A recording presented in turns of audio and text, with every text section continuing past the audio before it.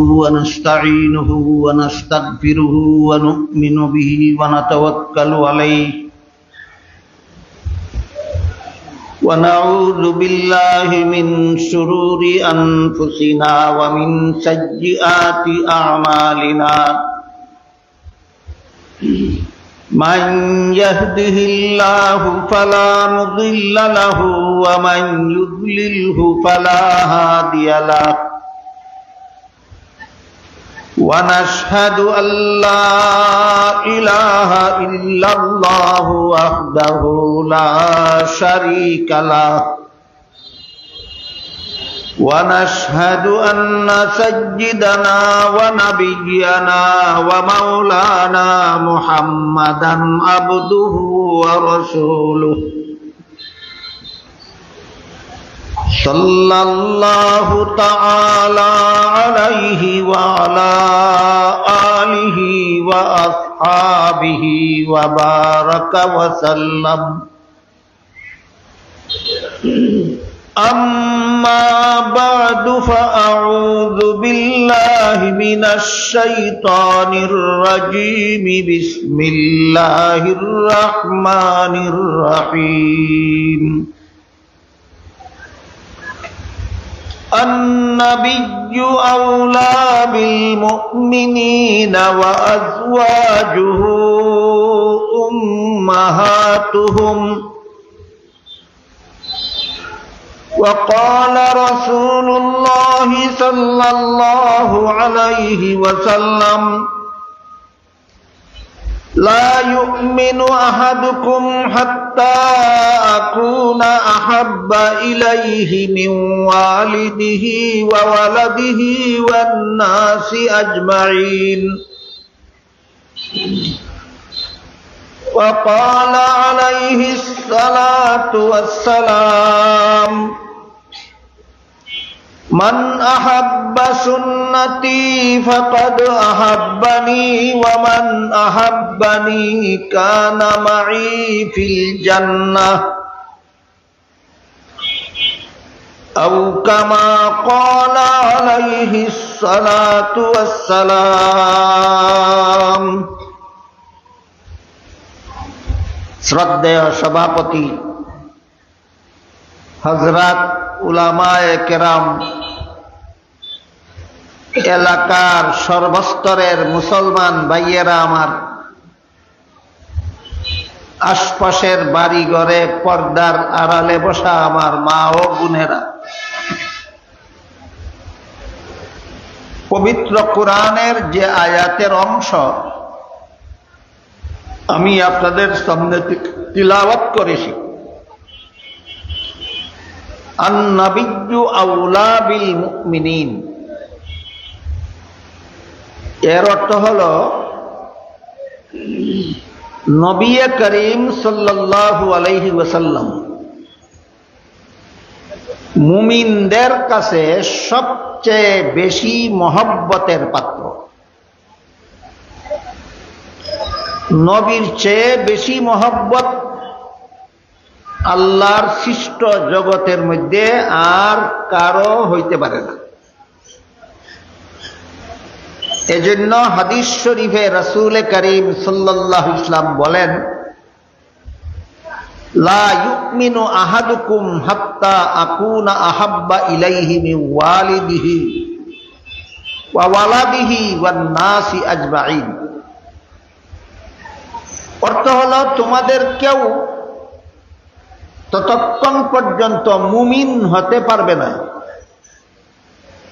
ঈমানদার হতে পারবে না,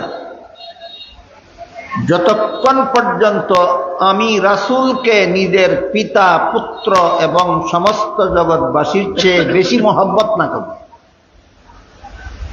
পরিষ্কার ভাষায় রাসূল বলেন, নবীকে জগৎবাসীর চেয়ে বেশি মহব্বত না করলে মুমিন হইতে পারবে না। আরেক হাদিসে উল্লেখ আছে, রাসূল করিম সাল্লাল্লাহু আলাইহি ওয়াসাল্লাম হযরত উমর ফারুক রাদিয়াল্লাহু আনহুকে বলেন, উমর, তুমি যদি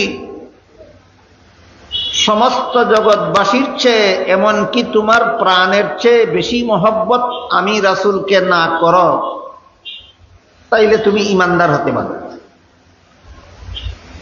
উমর বলেন, ওগো আল্লাহর রাসূল, আমি আপনাকে সমস্ত জগৎবাসীর চেয়ে বেশি মহব্বত করি, কিন্তু আমার প্রাণের চেয়ে বেশি মহব্বত করি কিনা তা চিন্তা ভাবনা না করে বলতে পারবো না। রাসূল বলেন, ঠিক আছে, চিন্তা ভাবনা করো, তারপরও বলতে হবে তুমি আমাকে তোমার প্রাণের চেয়ে বেশি মহব্বত করো কিনা। না বললে তুমি ঈমানদার সাব্যস্ত হতে পারবে।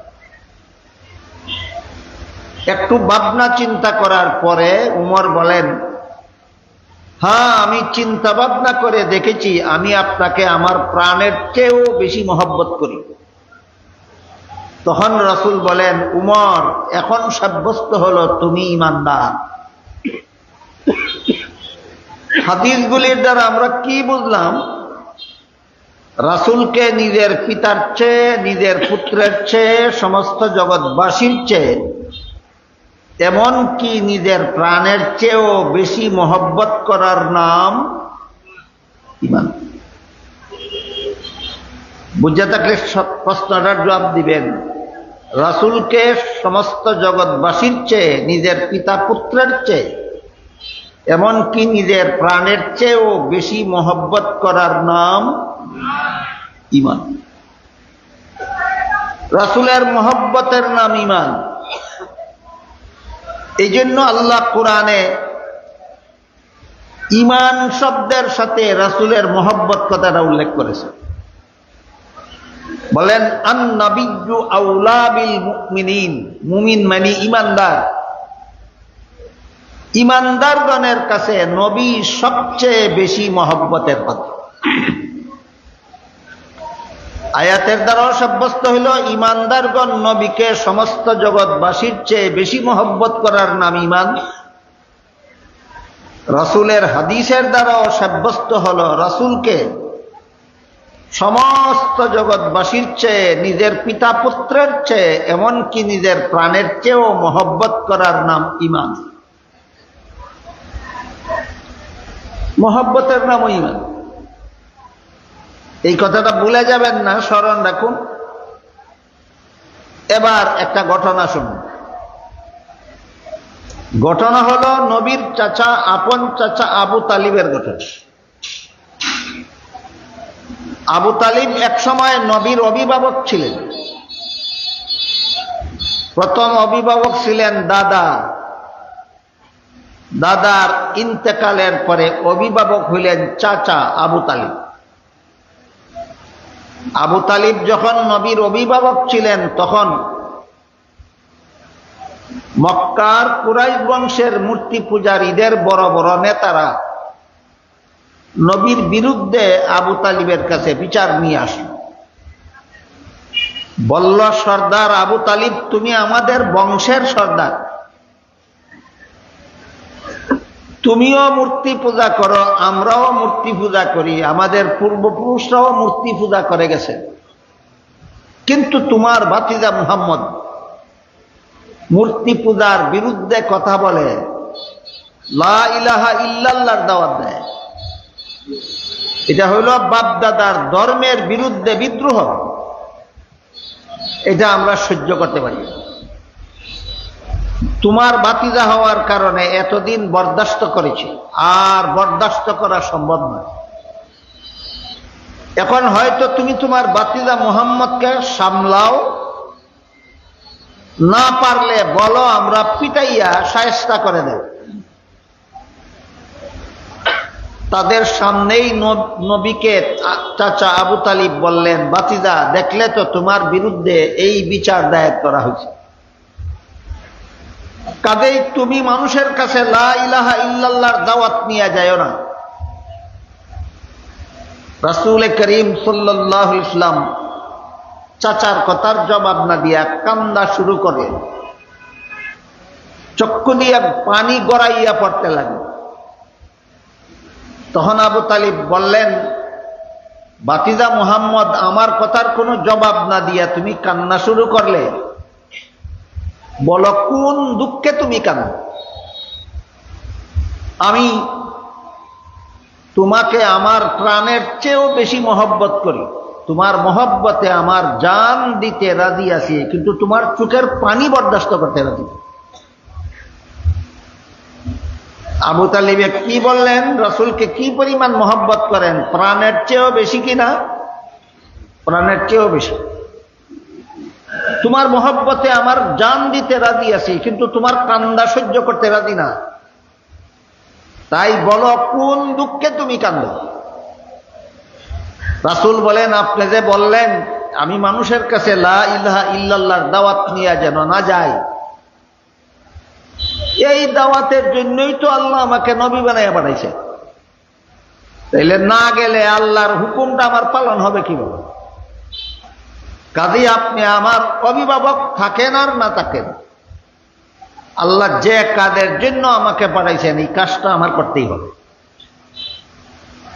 এই কথা শোনার পরে আবু তালিব বললেন, ঠিক আছে, এই যদি আসল অবস্থা হয় তোমার, এরা তো কইছে তোমারে আমি না সামলাইলে এরা তোমারে পিটাইয়া সামলাইব। আমি কথা দিলাম আমি প্রাণে বেঁচে থাকা অবস্থায় তোমার গায়ে কাউকে হাত তুলতে দেব না। তোমার উপরে হাত তুলতে হইলে আগে আমাকে প্রাণে মারতে হবে, তারপরে তোমার উপর হাত তুলতে হবে। তোমারে বাঁচাবার জন্য এদের হামলার থেকে, এদের আক্রমণ থেকে তোমাকে বাঁচাবার জন্য আমি আগে আমার জান দিয়া দিব, তারপরে তোমার উপর হামলা করতে হবে। আবু তালিবের জবাবে আমরা কি বুঝলাম? আবু তালিব আমাদের নবীকে কি পরিমাণ মহব্বত করতেন? প্রাণের চেয়েও বেশি। সেই আবু তালিব আপনাদের জানা মতো ইমানদার না বেঈমান? বেঈমান। আগের হাদিসও বুঝলাম মহব্বতের নাম ঈমান। এখন তো মহব্বত পাওয়া গেল, ঈমান নাই কেন? প্রশ্নটা বুঝলেন কিনা? আগের হাদিসে কি বুঝলেন? রাসূল বলেন মহব্বতের নাম ঈমান।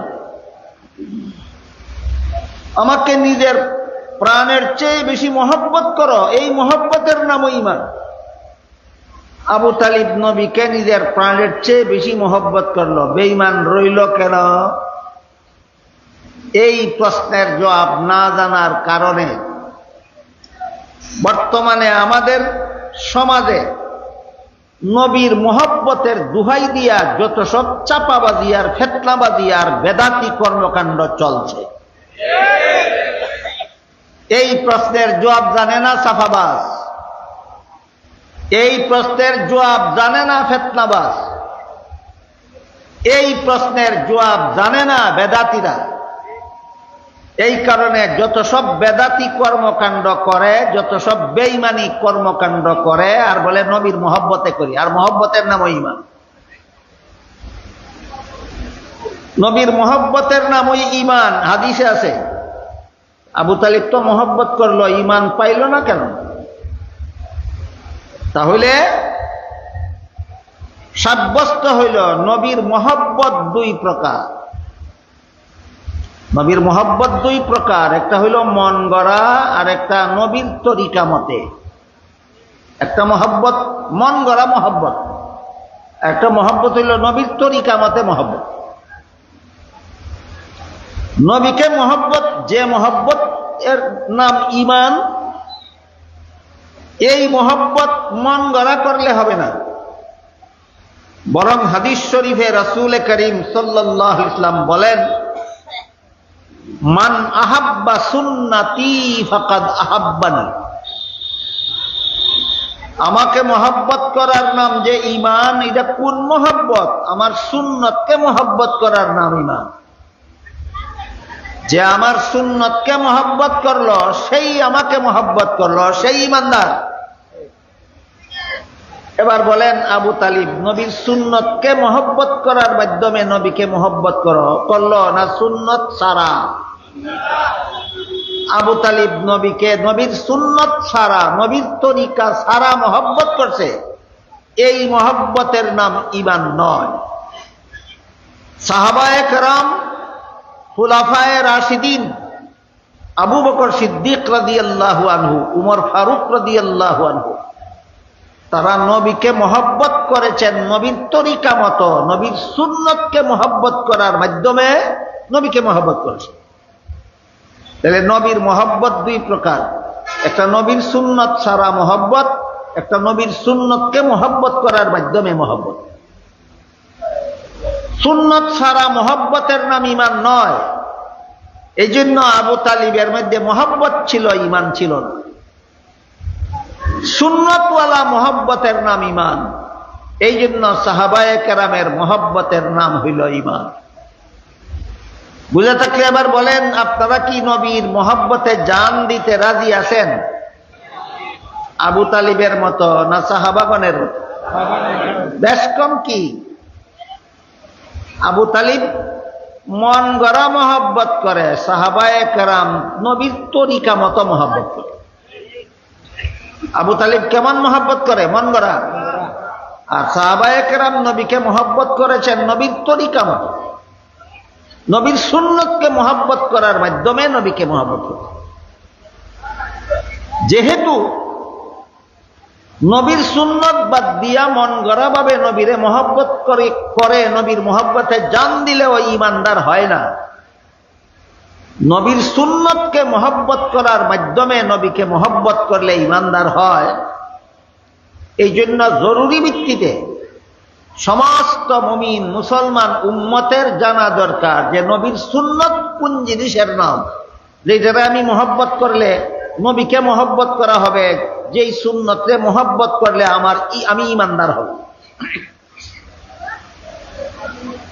এই কথাগুলি না জানার কারণে আজকাল কেউ কেউ বলে থাকে যে আবু তালিবের মহব্বতের সাথে তো মুমিন মুসলমানের মহব্বতের তুলনা চলে না।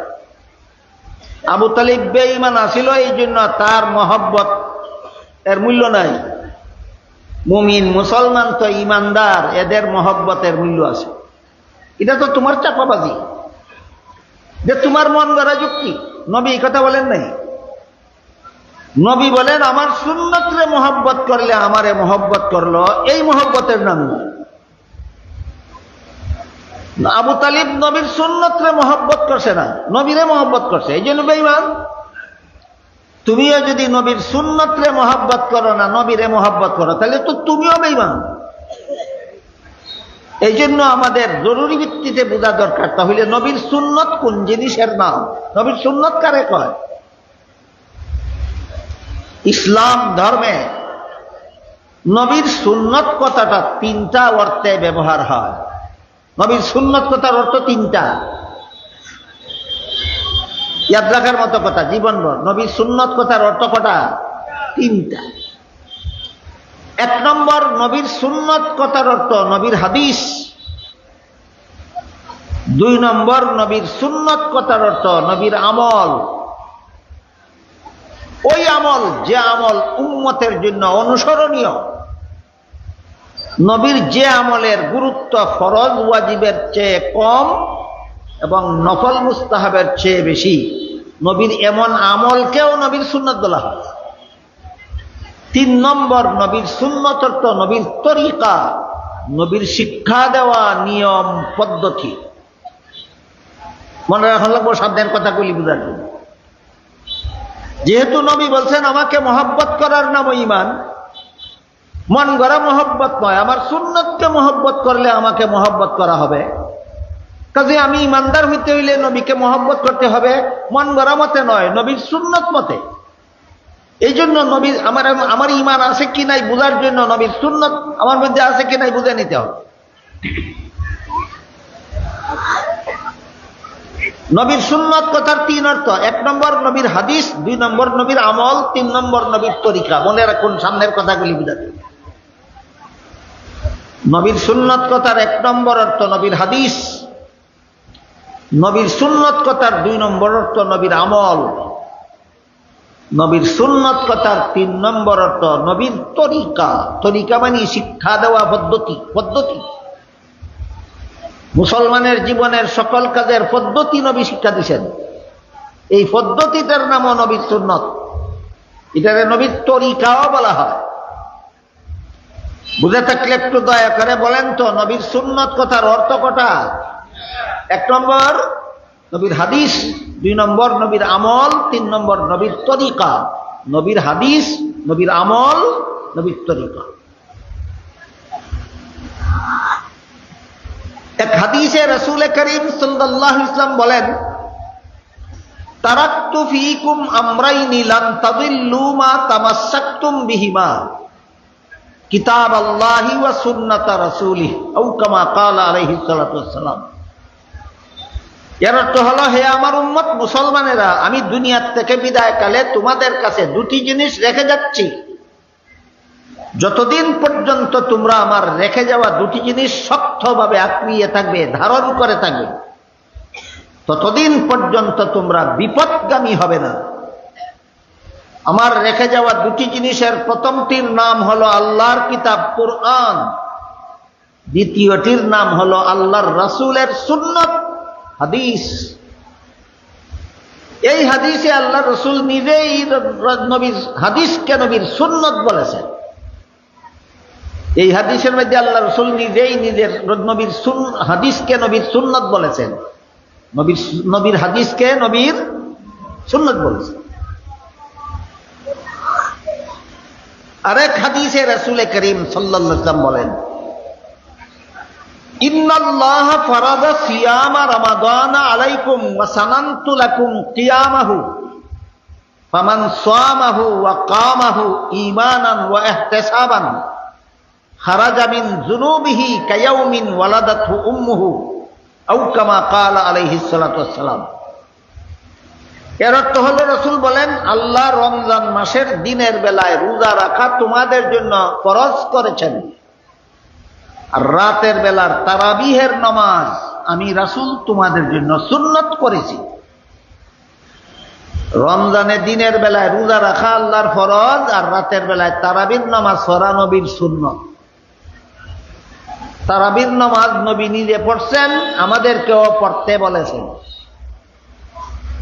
কাজেই তারাবির নামাজ নবীর আমল, এটা হলো নবীর সুন্নত কথার 2 নম্বর অর্থ। এই হাদিসে নবী নিজেই নবীর সুন্নত কথাটাকে নবীর আমল অর্থে ব্যবহার করেছে। আরেক হাদিসে রাসূল করিম সাল্লাল্লাহু আলাইহি ওয়াসাল্লাম বলেন, মান তামাসসাকা বিসুন্নতি ইনদা ফাসাদি উম্মতি ফালাহু আজরু শাহীদ আও কামা ক্বালা আলাইহিস সালাতু ওয়াসসালাম। এই হাদিসের অর্থ হলো, যে যুগে আমার উম্মতেরা আমার সুন্নত থেকে দূরে সরে যাবে, সেই যুগে যারাই আমার সুন্নতে অটল থাকবে 100 শহীদের সওয়াব পাবে। এখানে সুন্নত অর্থ হাদিসও নয়, এখানে সুন্নত অর্থ আমলও নয়।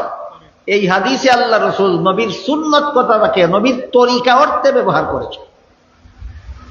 যে যুগে মানুষ সওয়াবের কাজ করবে মন গড়া তরিকায়, সেই যুগে যারা সওয়াবের কাজ করবে নবীর তরিকা মতে, এরা শহীদের সওয়াব পাবে।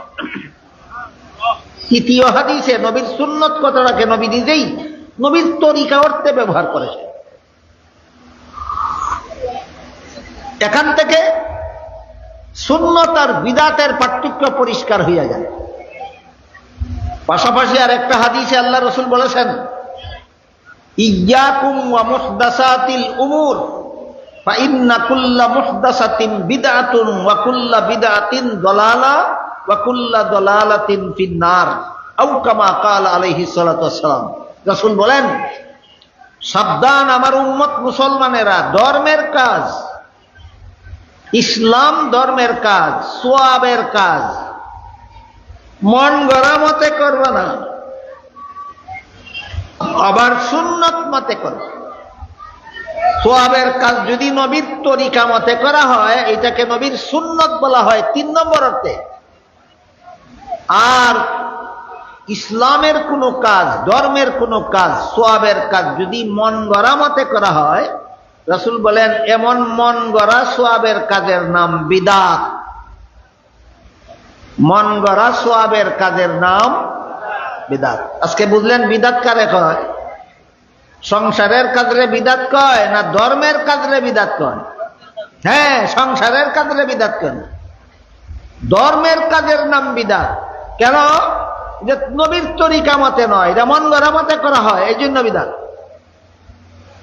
ধর্মের নামে যে কাজ নবীর তরিকা মতে না করে মন গড়া মতে করা হয়, ধর্মের এমন কাজের নাম রাসূল বলেন বিদাত।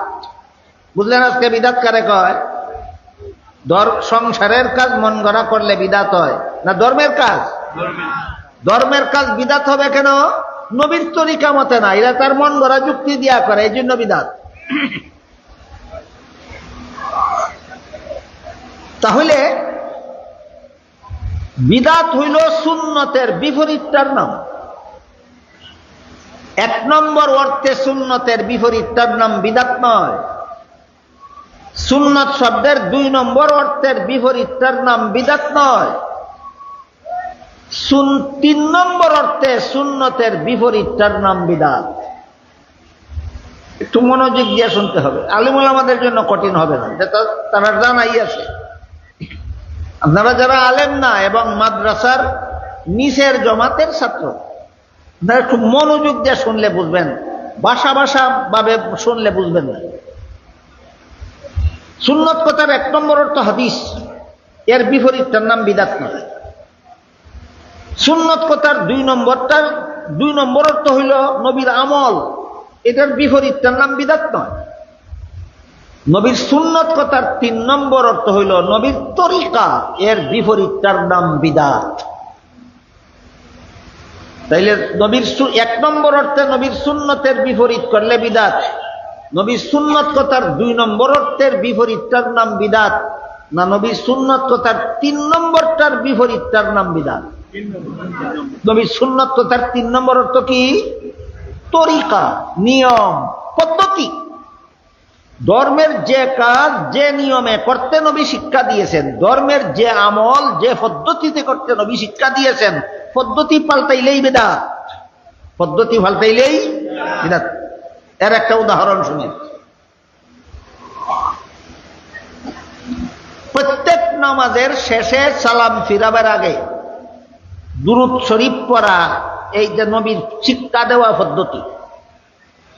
প্রত্যেক নামাজের শেষে সালাম ফিরাবার আগে দুরূদ শরীফ পড়া, যে নবীর শিক্ষা দেওয়া পদ্ধতি কিনা?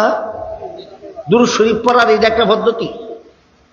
তাইলে আপনি যদি নামাজের শেষে দুরূদ শরীফ পড়েন, এটা হবে সুন্নত। কেন? নবীর শিক্ষা দেওয়া পদ্ধতি মতে দুরূদ শরীফ পড়ছে। কথা বুঝলে বলেন, আমি যদি নামাজের শেষে সালাম ফিরাবার আগে দুরূদ শরীফ পড়ি, যে বিদআত হবে না সুন্নত হবে? কেন সুন্নত? দুরূদ শরীফটা আমার মন গড়া না, এটা নবীর শিক্ষা দেওয়া পদ্ধতি।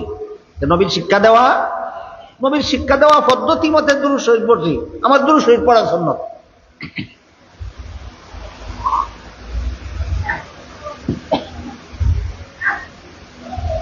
একটা কথা বললে হয়তো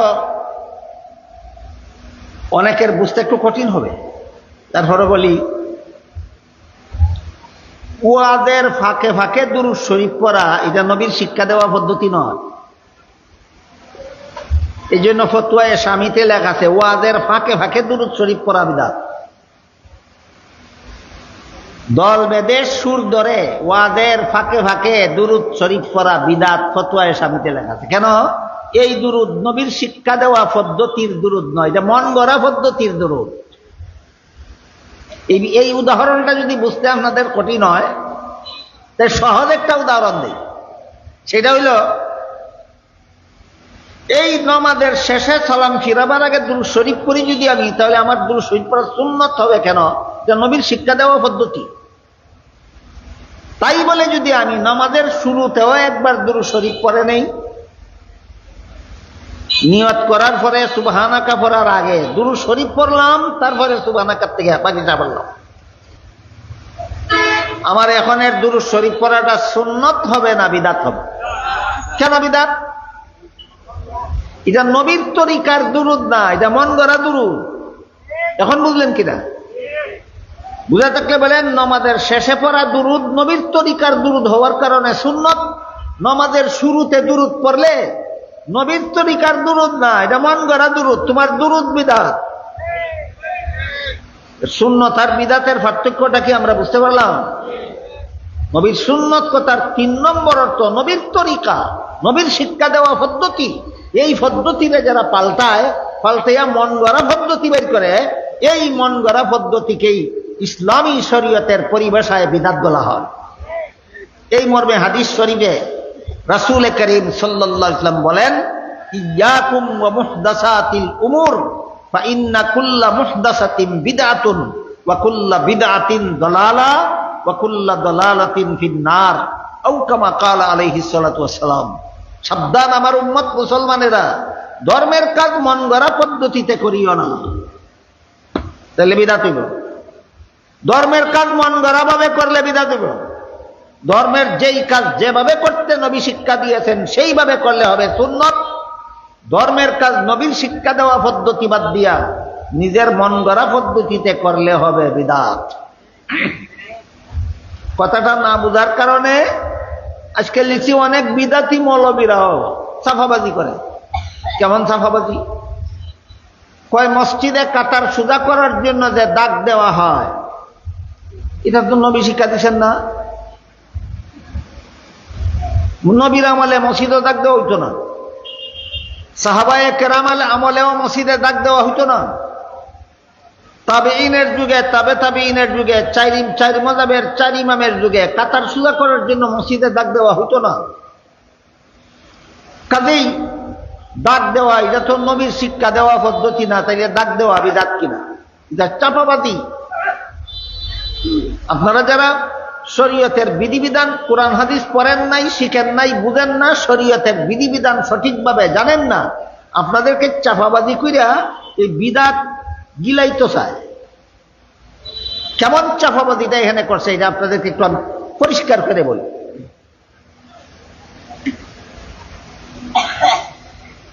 বলেন তো, নবীর যুগে কি মাইক ছিল?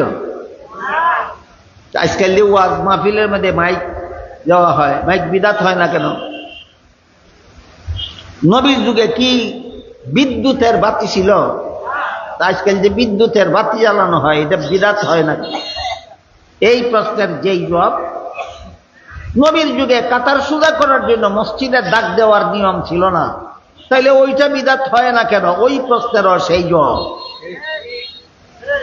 বুঝার জন্য মনে রাখতে হবে, একটা হইল ধর্মের কাজ আর একটা হইল ধর্মের কাজের সহায়ক ব্যবস্থা। একটা হইল ধর্মের কাজ আর একটা হইল ধর্মের কাজের সহজ ব্যবস্থা। কাজ আর ব্যবস্থা এক জিনিস না, কাজ এক জিনিস, ব্যবস্থা আর এক জিনিস। ওয়াজ করা, ওয়াজ শোনা, এটা সরাসরি ধর্মের কাজ। ওয়াজ করা, ওয়াজ শোনা, এটা সরাসরি ধর্মের কাজ। মাইক হইল এটা সহজে সকলে শোনার ব্যবস্থা। মাইক রেখেও ধর্মের কাজ কয় না, একটা ধর্মের কাজের সহজ ব্যবস্থা কয়। বাত্তি রেখেও ওয়াজ কয় না, বাত্তিরে ওয়াজ মাহফিলের আয়োজনের ব্যবস্থা কয়। সামিয়ানা রেখে ওয়াজ কয় না, ওয়াজের ব্যবস্থা কয়। ওয়াজ হইল ধর্মের কাজ, সামিয়ানা ব্যবস্থা, বাত্তি ব্যবস্থা, মাইক ব্যবস্থা। ব্যবস্থা নূতন অবস্থা অনুপাতে নূতন ব্যবস্থা করলে বিদআত হয় না, ধর্মের কাজ মন গড়া করলে বিদআত হয়। ঠিক তেমনি ভাবে মসজিদে নামাজ জামাতে পড়ার সময় কাতার সোজা করা ধর্মের কাজ। বহু হাদিসে আল্লাহ রাসূল বারবার নির্দেশ দিয়েছেন, কাতার সোজা করো, কাতার সোজা করো, কাতার সোজা করো। তাহলে কাতার সোজা করা এটা ধর্মের কাজ। দাগ দেওয়া ধর্মের কাজ নয়, সোজা করার সহজ ব্যবস্থা। আমি আপনাদেরকে বুঝাইতে পারলাম, মসজিদে কাতার সোজা করার দাগ দেওয়া নবীর যুগে ছিল না, সাহাবাগণ দাগ দিতেন না, বিদআত হইল না কেন? এটা কেউ ধর্মের কাজ মনে কইরা দেয় না, এটা ধর্মের কাজের একটা ব্যবস্থা। ব্যবস্থা নূতন করলে বিদআত হয় না, ধর্মের নয়া কাজে ধর্মের কাজ মনে করলে বিদআত হয়। তাদের সাফাবাজি যারা কুরআন হাদিস শিখছে না, জানে না, বুঝে না, এদের কাছে সাফাবাজি কইরা বিদআত চালুর পথ বাইর করা যাইতে পারে। যারা কোরআন হাদিস শিখছে, জানে, বুঝে, এদের কাছে সাফাবাজি কইরা বিদআত চালুর কোনো সুযোগ না। এই জন্য আমাদের বিদাত এবং সুন্নতের পার্থক্যটা ভালোভাবে বুঝে রাখা দরকার। নবীর সুন্নত কথার ৩ নম্বর অর্থ হইল নবীর শিক্ষা দেওয়া পদ্ধতি, এর বিপরীত তার নাম বেদাত। কয়েকটা উদাহরণ দিই শুনুন। 5 বেলার নামাজের জমাতের জন্য আজান দেওয়া নবীর তরিকা, নবী শিক্ষা দিয়েছেন, এটা নবীর শিক্ষা দেওয়া পদ্ধতি। 5 বেলার নামাজের জমাতের জন্য আজান দেওয়ার পদ্ধতি, আজান দেওয়াটা নবী শিক্ষা দিয়েছেন কিনা? দিছেন। যেহেতু আজান দেওয়া 5 বেলার নামাজের জমাতের জন্য আজান দেওয়া নবী শিক্ষা দিয়েছেন, কাজে আজান দেওয়া সুন্নত। 5 বেলার নামাজের জমাতের আগে একামত দেওয়া নবী শিক্ষা দিয়েছেন, এই জন্য একামত দেওয়া সুন্নত। জানাজার নামাজে আজান দেওয়াও নবী শিক্ষা দিছেন না, একামত দেওয়াও নবী শিক্ষা দিছেন না। আপনারা কি জানেন? জানাজার নামাজের জমাতের জন্য আজান দেওয়া শিক্ষা দিছেন নবী? দিছেন না। একামত দেওয়া শিক্ষা দিছেন? দিছেন না। এখন যদি কেউ সাফাবাজি শুরু করে দেয়, ফজরের সময় আজান দিলাম একামত দিলাম সুন্নত হইল, জোহরের সময় আজান দিলাম একামত দিলাম সুন্নত হইল, আসরের সময় আজান দিলাম একামত দিলাম সুন্নত হইল, মাগরিবের সময়, এশার সময়, জুম্মার সময় আজান দিলাম একামত দিলাম সুন্নত হইল, না জানাজার নামাজ আজান দিলাম একামত দিলাম বিদাত হবে কেন? এটা কি শরীয়ত মতো কথা বলে না সাফাবাজি শুরু করছে? এই সাফাবাজিটাই হইল বিদাতীদের সবচেয়ে বড় হাতিয়ার। বিদাতীদের হাতিয়ার কোরআন হাদিসের দলিল না সাফাবাজি? চাপাবাজি হইল বিদাতীদের হাতিয়ার, আর কোরআন হাদিস হইল সত্যিকারের মুমিন মুসলমানের দলিল। এরপর জানাজার নামাজে আজান দিলে আজান বিদাত হবে কেন? নবীর তরিকায় নাই। জানাজার নামাজে একামত দিলে একামত বিদাত হবে কেন? নবীর তরিকায় নাই। জানাজার নামাজে কোরআন তেলাওয়াত করলে বিদাত হবে কেন? নবীর তরিকায় নাই। জানাজার নামাজে রুকু সিজদা করলে বিদাত হবে কেন? নবীর তরিকায় নাই। একই কারণে জানাজার সালাম ফিরাইয়া মুনাজাত করলে বিদাত হবে কেন? নবীর তরিকায় নাই। খালি ঠিক ঠিক কইলে তো না, একটা একটা করে জিজ্ঞাসা করবো, আপনারা দলিল সহজব দিতে হবে। এবার বলেন, 5 বেলার নামাজও আজান দিলাম, জুম্মার নামাজও আজান দিলাম, 5 বেলার নামাজও একামত দিলাম, জুম্মার নামাজও একামত দিলাম, 5 বেলার নামাজও জুম্মার নামাজও কোরআন তেলাওয়াত করলাম, 5 বেলার নামাজও জুম্মার নামাজও রুকু সিজদা করলাম। জানাজার নামাজও করলে কি দোষ? কি এখানে সুন্নত, এখানে বেদাত কেন? এখানে নবীর তরিকায় আছে, এখানে নবীর তরিকায় নাই। বলেন, জানাজার নামাজের জন্য আজান দিলে সুন্নত না বেদাত? কেন? নবীর তরিকায় নাই। জানাজার নামাজে একামত দিলে সুন্নত না বেদাত? বেদাত কেন? নবীর তরিকায় নাই। জানাজার নামাজে কোরআন তেলাওয়াত করলে সুন্নত না বেদাত? বেদাত কেন? নবীর তরিকায় নাই। জানাজার নামাজে রুকু সিজদা করলে সুন্নত না বেদাত? বেদাত কেন? নবীর তরিকায় নাই। যে কারণে আজান বিদাত, যে কারণে একামত বিদাত, যে কারণে কোরআন পড়া বিদাত, যে কারণে রুকু সিজদা বিদাত, সেই কারণে সালাম ফিরাইয়া দোয়া করা বিদাত। এবার বলেন, সুন্নত কথার 1 নম্বর অর্থের বিপরীতটার নাম বেদাত, না 2 নম্বর অর্থের বিপরীতটার নাম বেদাত, না 3 নম্বর অর্থের বিপরীতটার নাম বেদাত? তাহলে নবীর সুন্নত কথার অর্থগুলি সিরিয়াল বাই সিরিয়াল বোঝা দরকার নেই, নম্বর সহ শিখা দরকার নেই, নম্বর সহ শিখা দরকার। নবীর সুন্নত কথার 1 নম্বর অর্থ নবীর হাদিস, নবীর সুন্নত কথার 2 নম্বর অর্থ নবীর আমল, নবীর সুন্নত কথার 3 নম্বর অর্থ নবীর তরিকা, নবীর শিক্ষা দেওয়া পদ্ধতি। এর বিপরীতটার নাম বেদাত। 5 বেলার নামাজের জমাতের জন্য আজান দেওয়া নবীর তরিকায় আছে, একামত দেওয়া নবীর তরিকায় আছে, এই জন্য 5 বেলার আজান সুন্নত, 5 বেলার নামাজের একামত সুন্নত। 5 বেলার ফরজ নামাজের পরে দোয়া করলে দোয়া কবুল হয়, নবী হাদিস শরীফে বলেছেন। এই জন্য ফরজ নামাজের পরে কেউ ইচ্ছা করলে দোয়া পড়তে পারে, না পড়লে তার বিরুদ্ধে কোনো লড়াই চলবে না। যে ইচ্ছা দিন, 5 বেলার ফরজ নামাজের পরে দোয়া করলে দোয়া কবুল হয় নবী বলেছেন, করতে হবে বলেননি। এই জন্য করলে সওয়াব আছে, না করলে দোষ নাই। তাহলে আমরা কি 5 বেলার নামাজের জমাতের পরে কেউ যদি দোয়া করে না তার বিরুদ্ধে লড়াই করব? শরীয়ত মতে তার কোনো দোষ নাই। আসরের 4 রাকাত ফরজ নামাজের আগে 4 রাকাত সুন্নত নামাজ আছে নি? না পড়লে কি তার বিরুদ্ধে লড়াই করব? কেন? না পড়লে দোষ নাই। যেমন ভাবে আসরের 4 রাকাত ফরজ নামাজের আগেও 4 রাকাত সুন্নত নামাজ আছে, না পড়লে দোষ নাই, তার বিরুদ্ধে আমরা কোনো প্রতিবাদ করব না। তেমনি ভাবে প্রত্যেক ফরজ নামাজের পরে দোয়া করলে নবী বলেছেন কবুল হয়, কিন্তু কেউ করে না যদি দোষ নাই, তার বিরুদ্ধে আমরা কোনো অভিযোগ করব না। কিন্তু ফজরের 2 রাকাত ফরজ নামাজ পড়ার পরে আর যেমন কোনো সুন্নত নাই, পড়লে হবে বিদআত। তেমনি ভাবে জানাজার সালাম ফিরাবার পরে আর কোনো দোয়া নাই, করলে হবে বিদআত।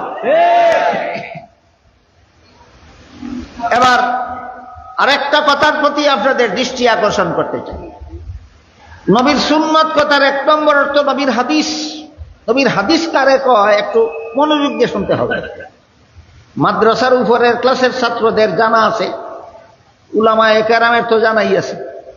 আপনারা যারা আলেমও না মাদ্রাসার ছাত্রও না, আপনাদের জন্য একটু কঠিন হইতে পারে, এই জন্য মনোযোগ দিয়ে শুনবেন। আমারে আল্লাহ যতটুকু ক্ষমতা দিয়েছে সহজ কইরা বলার, ততটুকু সহজ কইরা বলার চেষ্টা করি, কিন্তু আপনারা একটু মনোযোগ দিয়ে শুনতে হবে। নবীর সুন্নত কথার 1 নম্বর অর্থ নবীর হাদিস। নবীর হাদিস, যে কয়েকটা জিনিসকে নবীর হাদিস বলে এর মধ্যে 1 নম্বর হইল নবীর কথা। নবীর কথার নাম নবীর হাদিস।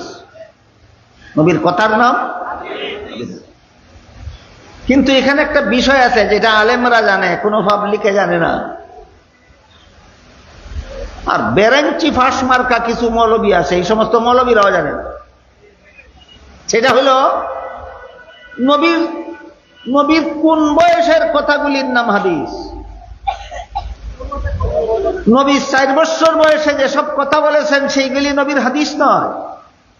10 বছর বয়সে নবী যেসব কথা বলেছেন সেইগুলিকে নবীর হাদিস, সেইগুলির নাম নবীর হাদিস নয়। 30 বছর বয়সে নবী যেসব কথা বলেছেন এই কথাগুলির নাম নবীর হাদিস নয়, বরং 40 বছর পূর্ণ হওয়ার পরে নবীর কাছে কুরআন নাযিল শুরু হওয়ার পর থেকে জীবনের শেষ মুহূর্ত পর্যন্ত নবী যত কথা বলেছেন সবগুলি কথার নাম নবীর হাদিস। এবার বলুন, নবীর যতটা জিনিস রে নবীর হাদিস কয় এর মধ্যে 1 নম্বর হইল নবীর কথা। নবীর কথারে নবীর হাদিস কয়। কত বছর থেকে কত বছর পর্যন্ত? 40 বছর থেকে 63 বছর পর্যন্ত 23 বছরের কথাগুলিকে হাদিস বলে। জিন্দেগীর প্রথম 40 বছরের কথাকে হাদিস বলা হয় না। এবার বলেন নবীর হাদিসের সম্পর্ক নবীর জন্মদিনের সাথে না জীবনের শেষ 23 বছরের সাথে? নবীর জন্মকে মিলাদুন নবী বলে। নবীর মিলাদুন নবীর আরবি শব্দ, বাংলা হইল নবীর জন্ম। মিলাদুন নবী আরবি শব্দ, বাংলা নবীর জন্ম। বলেন হাদিসের সম্পর্ক মিলাদুন নবীর সাথে না সিরাতুন নবীর সাথে? সিরাতুন নবী মানো না যদি তুমি হাদিস পাইলা কোথায়? এবার বলেন নবীর কাছে 30 পারা কোরআন নাযিল হয়েছিল জন্মের দিন না 40 বছর পূর্ণ হওয়ার পরে? তাহলে 30 পারা কোরআনের সম্পর্ক মিলাদুন নবীর সাথে না সিরাতুন নবীর সাথে? তুই যদি বেটা সিরাতুন নবী মানস না, হাদিস পাবে কোথায়, কোরআন পাবে কোথায়? যে সিরাতুন নবী মানে না তার হাদিস মানার কোনো উপায় নাই, যে সিরাতুন নবী মানে না তার কোরআন মানার কোনো উপায় নাই। কারণ নবীর প্রায় 10 লক্ষ হাদিসের সম্পর্ক মিলাদুন নবীর সাথে নয়, প্রায় 10 লক্ষ হাদিসের সম্পর্ক সিরাতুন নবীর সাথে। 30 পারা কোরআনের একটা অক্ষরেরও সম্পর্ক মিলাদুন নবীর সাথে নয়। 30 পারা কোরআনের সবটুকুর সম্পর্ক সিরাতুন নবীর সাথে। সুতরাং যে সিরাতুন নবী মানে সে কোরআন মানে, হাদিস মানে। যে সিরাতুন নবী মানে না, যে কোরআনও মানে না, হাদিসও মানে না। কোরআন হাদিস মানে না তো দলিল হইব কই? একমাত্র দলিল হইল সাহাবাজি। কুরআন হাদিস মানুষ তাদের দলিল কই ভাবে? দলিল হইল সাফাবাদী। একটা সাফাবাদীর কথা শুনেন। নবী জন্ম হওয়ার কারণে আমরা বৎসরে 2টা ঈদ পাইলাম। একটা ঈদের নাম ঈদুল ফিতর, একটা ঈদের নাম ঈদুল আযহা। কে বলেছেন? নবী বলেছেন। আমাদের নবী বলে গেছেন, আমার মুসলমান উম্মতের জন্য আল্লাহর পক্ষ থেকে বাৎসরিক 2টা ঈদের ব্যবস্থা দেওয়া হয়েছে। একটা ঈদের নাম ঈদুল ফিতর, একটা ঈদের নাম ঈদুল আযহা। আমাদের নবী কি বলেছেন? মুসলমান উম্মতের জন্য আল্লাহর পক্ষ থেকে বাৎসরিক ঈদ কটা দেওয়া হয়েছে? 2টা। একটা নাম ঈদুল ফিতর আর একটা নাম ঈদুল আযহা। এখানে বিদাতিরা সাফাবাদেরা কয়েক সিস্টেমে সাফাবাদী চালায়। এর মধ্যে একটা সাফাবাদী হইল বৎসরে ঈদ 2টা। এই কথা ভুল। প্রত্যেক শুক্রবারও ঈদ, সারা বৎসরে 52টা শুক্রবারে 52টা ঈদ। আর ঈদুল ফিতর আর ঈদুল আযহা 52-এর সাথে আরো 2টা ঈদ যুক্ত হইয়া মুসলমানের সারা বৎসরে ঈদ হয় 54টা। কাজেই যারা বলে ঈদ 2টা এরা ভুল কয়। আরে গাদার গাদা, 52 শুক্রবারে 52টা ঈদ যে এটা সাপ্তাহিক, এটা কি বাৎসরিক ঈদ না সাপ্তাহিক ঈদ? এই গাদার গাদা, তুই সাপ্তাহিকটারে বাৎসরিকের সাথে না জোড়া দিলে কোন কারণে? এটার নাম হচ্ছে সাফাবাদী। কেমনে কেমনে সাফাবাদী করে বুঝেন কিনা দেখেন। প্রত্যেক শুক্রবারে মুসলমানের ঈদ, এটা ঠিক আছে, হাদিসে আছে। তাহলে সারা বছরে 52 শুক্রবারে 52 ঈদ। আমি জিজ্ঞেস করি, 52 শুক্রবারে 52 ঈদ বাৎসরিক না সাপ্তাহিক? আর ঈদুল ফিতর আর ঈদুল আযহা সাপ্তাহিক না বাৎসরিক? তাহলে সাপ্তাহিক ঈদ হলো 52টা, বাৎসরিক ঈদ হলো 2টা। এটার সাথে এটা জোড়া দেশকার লাগিয়া সাফাবাদী ছাড়া আর কিছু নয়। এলো সাফাবাদীর একটা পদ্ধতি। এই চাপাবাদী গুলি আপনাদের বোঝা দরকার। এই বাটপারে কোনটার সাথে কোনটা মিলায়? সব বাৎসরিক ঈদের সাথে সাপ্তাহিক ঈদ জোড়া দিয়া 54টা বানায়। আসলে কি বাৎসরিক ঈদ 54টা না বাৎসরিক 2টাও? বাৎসরিক 2টা। তাহলে 12ই রবিউল আউয়ালে ঈদে মিলাদুন নবী নামে আর একটা ঈদ করলে নবীর পদ্ধতি, নবীর শিক্ষা দেওয়ার তরিকা তাকে না বদলায়? এই জন্য 12ই রবিউল আউয়ালে ঈদে মিলাদুন নবী করা বিদআত। কারণ 12ই রবিউল আউয়াল প্রত্যেক সপ্তাহে সপ্তাহে আসে না বছরে একবার? বছরে একবার আসে, রসুল বলছেন 2টা। তোর ঈদ বছরে আয় 3 বার। 3 নম্বরটা নবীর তরিকার ঈদ নয়, 3 নম্বরটা তোর মন গড়া ঈদ। এই জন্য আগে 2টা সুন্নত, 3 নম্বরটা বিদআত। সাফাবাদীটা বুঝতে পারলেন আপনারা? এখন এর সাফাবাদী ঠিক আছে মানলাম, নবী বলছেন বাৎসরিক ঈদ মুসলমানের 2টা, একটা ঈদুল ফিতর একটা ঈদুল আযহা। কার উসিলায় ভাইলাম? নবীর উসিলায়। কাজে যে নবীর উসিলায় ঈদুল ফিতর পাইলাম, যে নবীর উসিলায় ঈদুল আযহা পাইলাম, এই নবী দুনিয়াতে জন্ম হইয়া আসছেন বললা পাইলাম। কাজে নবীর জন্ম 2 ঈদের বড় ঈদ। এটাও নবীর সুন্নত না সাফাবাদী? তোর সাফাবাদী যদি আমি একটু সময়ের জন্য মাইনা নেই যে নবী দুনিয়াতে আগমন করেছেন জন্মগ্রহণ এর মাধ্যমে, এর উসিলায় ভাইলাম ঈদুল ফিতর আর ঈদুল আযহা। এই কারণে যদি নবীর জন্মটা 2 ঈদের থেকে বড় ঈদ হয়, নবীর তো হয়েছিলাম নবীর বাবার উসিলায়। নবীর জন্ম হয়েছিলেন বাবার ঘরনি না বাবার ঘর না? নবীর হয়েছিলাম খার কারণে, বাবার জন্মদিনের ঈদ গেল কোন? নবীর বাবা দুনিয়াতে আসছিলেন কার উসিলায়? দাদার উসিলায়। এই দাদার জন্মদিনের ঈদ গেল কোন? নবীর দাদা দুনিয়াতে আসছিলেন নবীর পরদাদার উসিলায়। এই সাফাবাদ বেদাতি, নবীর পরদাদার জন্মদিনের ঈদ গেল কোন? কেমনে কেমনে সাফাবাদী করে, আর সাফাবাদীর জবটা কেমনে কেমনে দিবেন আপনারা বুঝলেন কিনা? তাইলে যে নবী দুনিয়াতে আগমনের উসিলায় ঈদুল ফিতর পাইলাম, ঈদুল আযহা পাইলাম, এই সাফাবাদীটা যদি 3 নম্বর ঈদের দলিল হয়, নবীর যে বাবার উসিলায় নবী পাইলাম সেই বাবার জন্মদিনের ঈদ গেল কই? নবীর দাদার জন্মের উসিলায় নবীর বাবারে পাইছিলাম, নবীর দাদার জন্মদিনের ঈদ গেল কই? নবীর পরদাদার জন্মের উসিলায় নবীর দাদারে পাইছিলাম, নবীর পরদাদার জন্মদিনের ঈদ গেল কোথায়? রাসূল করিম সাল্লাল্লাহু আলাইহি ওয়াসাল্লাম মক্কা শরীফ থেকে হিজরত করে মদিনা শরীফ গিয়া দেখলেন মদিনার মুসলমানেরা বছরে 2 দিন আমোদ ফুর্তি করে, খুশিবাসি করে। রাসূল জিজ্ঞাসা করলেন, এটা তোমরা কেন করো? তারা কইল, আমরা মুসলমান হওয়ার আগের থেকেই 2টা দিন নিজেরার পক্ষ থেকে ধার্য করে রাখছি আমোদ ফুর্তি করার লাগে। রাসূল বলেন, মুসলমানের আমোদ ফুর্তি করার তারিখ নিজেরা ধার্য করতে পারে না, তোমাদের আমোদ ফুর্তি করার জন্য আল্লাহর পক্ষ থেকে 2টা ঈদ ধার্য করে দেওয়া হয়েছে। একটা ঈদের নাম ঈদুল ফিতর, একটা ঈদের নাম ঈদুল আযহা। সুস্পষ্টভাবে পরিষ্কার হয়ে গেল, নবীর তরিকা মতো মুসলমানের কোন ঈদ মন গড়া যুক্তি দিয়া চাপাবাদী করে ধার্য করতে পারে না। মুসলমানের ঈদ আল্লাহ এবং আল্লাহর রাসূলের পক্ষ থেকে ধার্য করে দেওয়া হয়।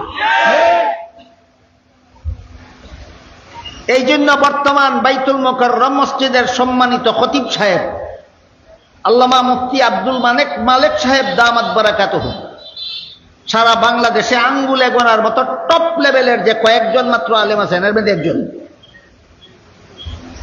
এই আব্দুল মালেক সাহেব আরো কয়েকজন আছেন, 2-4 জন বাংলাদেশে। এদের চেয়ে বড় কোনো আলিম বর্তমান বাংলাদেশে নাই। তাহলে আব্দুল মালেক সাহেব একজন সাধারণ আলেম না, বাংলাদেশের শীর্ষস্থানীয় আলেম, জাতীয় মসজিদের খতিব, বাইতুল মুকাররম মসজিদের খতিব। তিনি এই 3 নম্বর ঈদটাকে বেদাত বলেছেন মন গড়া, না নবীর তরিকার বিরুদ্ধে হওয়ার কারণে? 3 নম্বর ঈদটারে ঈদে মিলাদুন নবীকে তিনি বেদাত বলেছেন, মন গড়া নয়। এটা নবীর শিক্ষা দেওয়া ঈদের বিপরীত হওয়ার কারণে। এই কারণে এক সাফাবাজ, ফতোয়াবাজ, ফেতনাবাজ বলে কোনটা সুন্নত কোনটা বেদাত আপনি ফতোয়া দেবেন না কেন? তোর বাপের গার বাঙ্গানি খতিব জাতীয় মসজিদের মুফতি ফতোয়া দিলে, জাতীয় মসজিদের মুফতি যেহেতু, জাতীয় মসজিদের খতিব যেহেতু, এই জন্য তার দায়িত্ব জাতিকে সুন্নত এবং বেদাত শিক্ষা দেওয়া। জাতীয় মসজিদের খতিবের ওই দায়িত্ব জাতিকে সুন্নত কোনটা বেদাত কোনটা শিক্ষা দেওয়া। তোর মতো ফতোয়াবাদের চাঁদাবাদের ভিত্তিতে জাতীয় মসজিদ দায়িত্ব পালন করে না, জাতীয় মসজিদ দায়িত্ব পালন করে নবীর তরিকা মতো। বুঝা থাকলে বলেন, জাতীয় মসজিদের খতিব হইলে জাতিকে সুন্নত বেদাত শিক্ষা দেওয়ার দায়িত্ব নাই না দায়িত্ব আছে? তার দায়িত্ব ভালো। তুই করতে গাইছ সাফাবাজ, জাতীয় মসজিদে নির্দেশ দিতে সুন্নত কইতো না বিদাত কইতো না, কইতো তোর বাপের মাথা।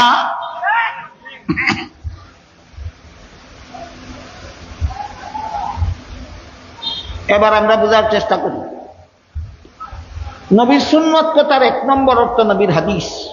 মনে আছে কোথা? মিলাদুন নবীর সাথে সম্পর্ক না সিরাতুন নবীর সাথে সম্পর্ক? সিরাতুন নবী মানো না যদি একটা হাদিসও পাইবে না। 30 পারা কোরআন মিলাদুন নবীর সাথে সম্পর্ক না সিরাতুন নবীর সাথে সম্পর্ক? সিরাতুন নবী যদি মানো না, কোরআনের কিছুই পাইবে না। এবার বলুন, নবীর সুন্নত কথার 2 নম্বর অর্থ কি ছিল? হ্যাঁ, নবীর আমল। তারাবির নামাজ নবীর আমল, এই জন্য আমাদের জন্য সুন্নত। তারাবির নামাজ নবীর আমল, এই জন্য আমাদের জন্য সুন্নত। মাথায় টুপি দেওয়া নবীর আমল, এই জন্য আমার জন্য টুপি দেওয়া সুন্নত। টুপির উপর ফাঁকদি বান্ধা নবীর আমল, এই জন্য আমার টুপির উপর ফাঁকদি বান্ধা আমার জন্য সুন্নত। বুঝলেন? বলেন, তারাবির নামাজ পড়া সুন্নত, মাথায় টুপি দেওয়া সুন্নত, টুপির উপরে ফাঁকদি বান্ধা সুন্নত। যে সুন্নত কথার কত নম্বর অর্থে? 2 নম্বর অর্থে। এবার বলুন, নবী তারাবির নামাজ পড়ছিলেন জন্মের দিন না পরবর্তী জীবনে? তাইলে তারাবির নামাজের সম্পর্ক মিলাদুন নবীর সাথে না সিরাতুন নবীর সাথে? নবী মাথায় টুপি দিচ্ছেন জন্মের দিন না পরবর্তী জীবনে? তাহলে টুপির সম্পর্ক মিলাদুন নবীর সাথে না সিরাতুন নবীর সাথে? নবী টুপির উপর পাগড়ি বাঁধছিলেন জন্মের দিন না পরবর্তী জীবনে? পাগড়ির সম্পর্ক মিলাদুন নবীর সাথে না সিরাতুন নবীর সাথে? নবী 5 বেলা নামাজ পড়ছিলেন জন্মের দিন না পরবর্তী জীবনে? 5 বেলা নামাজের সম্পর্ক মিলাদুন নবীর সাথে না সিরাতুন নবীর সাথে? নবী রমজান মাসে রোজা রাখছিলেন জন্মের দিন না পরবর্তী জীবনে?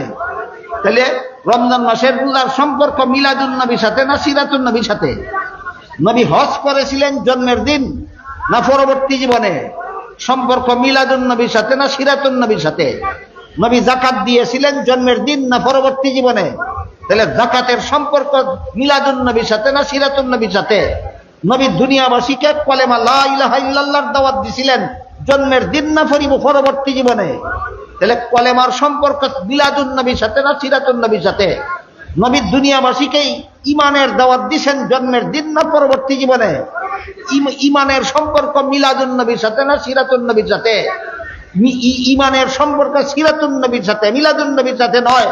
মিলাদুন নবীতে খুশি হয়েছিল নবীর চাচা আবু লাহাব, এই খুশি হইয়া ইমানদার হইতে পারছে না, কিন্তু নবীর ইমানের দাওয়াত কবুল করেছিলেন সিরাতুন নবীর অনুসরণ করে সাহাবায়ে কেরাম। এই জন্য সাহাবায়ে কেরাম ইমানদার হইতে পারছেন, আবু লাহাব ইমানদার হইতে পারে নাই।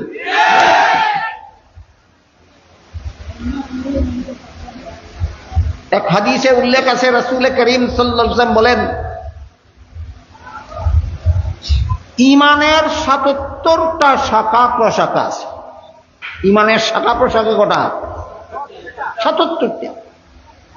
এর মধ্যে ১ নম্বর হইল লা ইলাহা ইল্লাল্লাহ। ইমানের ৭৭টা শাখা প্রশাখার মধ্যে ১ নম্বর লা ইলাহা ইল্লাল্লাহ। আর ৭৭ নম্বর রাস্তা থেকে কষ্টদায়ক বস্তু সরাইয়া দেওয়া। মধ্যে আছে আরো ৭৭টা। এইগুলি হইল পরিপূর্ণ ঈমান, এইগুলি হইল ইসলামের বিধিবিধান। এবার বলেন, ইসলামের যাবতীয় বিধিবিধান রাসূল জন্মের দিন শিক্ষা দিয়েছেন না পরবর্তী জীবনে? তাহলে ইসলামের সমস্ত বিধিবিধানের সম্পর্ক মিলাদুন নবীর সাথে না সিরাতুন নবীর সাথে? এই সিরাতুন নবী বাদ দিয়া মিলাদুন নবী নিয়ে এত পাগল কেন? কারণ এই এটা ছিল আবু লাহাবের চরিত্র। ইসলামের বিধিবিধান একটাও মানে না, কিন্তু নবীর জন্মে খুশি দেখায়। ইসলামের কোন বিধিবিধান না মেনে নবীর জন্মে খুশি দেখানি মুমিন মুসলমানের চরিত্র নয়, আবু লাহাবের চরিত্র। কেমনে কেমনে একটু খোলা খালা কই। নবী যখন জন্ম হয়েছেন তখন আবু লাহাবের এক বান্দি ছিল সুয়াইবা। সুয়াইবায় আবু লাহাবের বান্দি সুয়াইবায় আবু লাহাবের কাছে নবী যে জন্ম হয়েছেন সংবাদটা দিছে। এই সংবাদে খুশি হইয়া আবু লাহাব বান্দিরে সারা জীবনের জন্য আজাদ করে দিছে, স্বাধীন করে দিছে। বলেন, আবু লাহাব নিজের বান্দিরে আজাদ করছিল কিনা?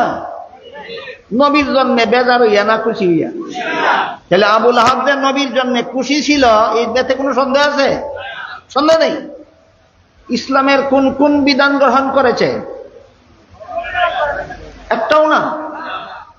তাহলে আবু লাহাব আশিকে রাসূল হলো না কেন? নবীর জন্মে খুশি দেখাইলে মুসলমান হয় না, নবীর দিন গ্রহণ করলে মুসলমান হয়। ইসলামের বিধিবিধান কবুল করলে মুসলমান হয়।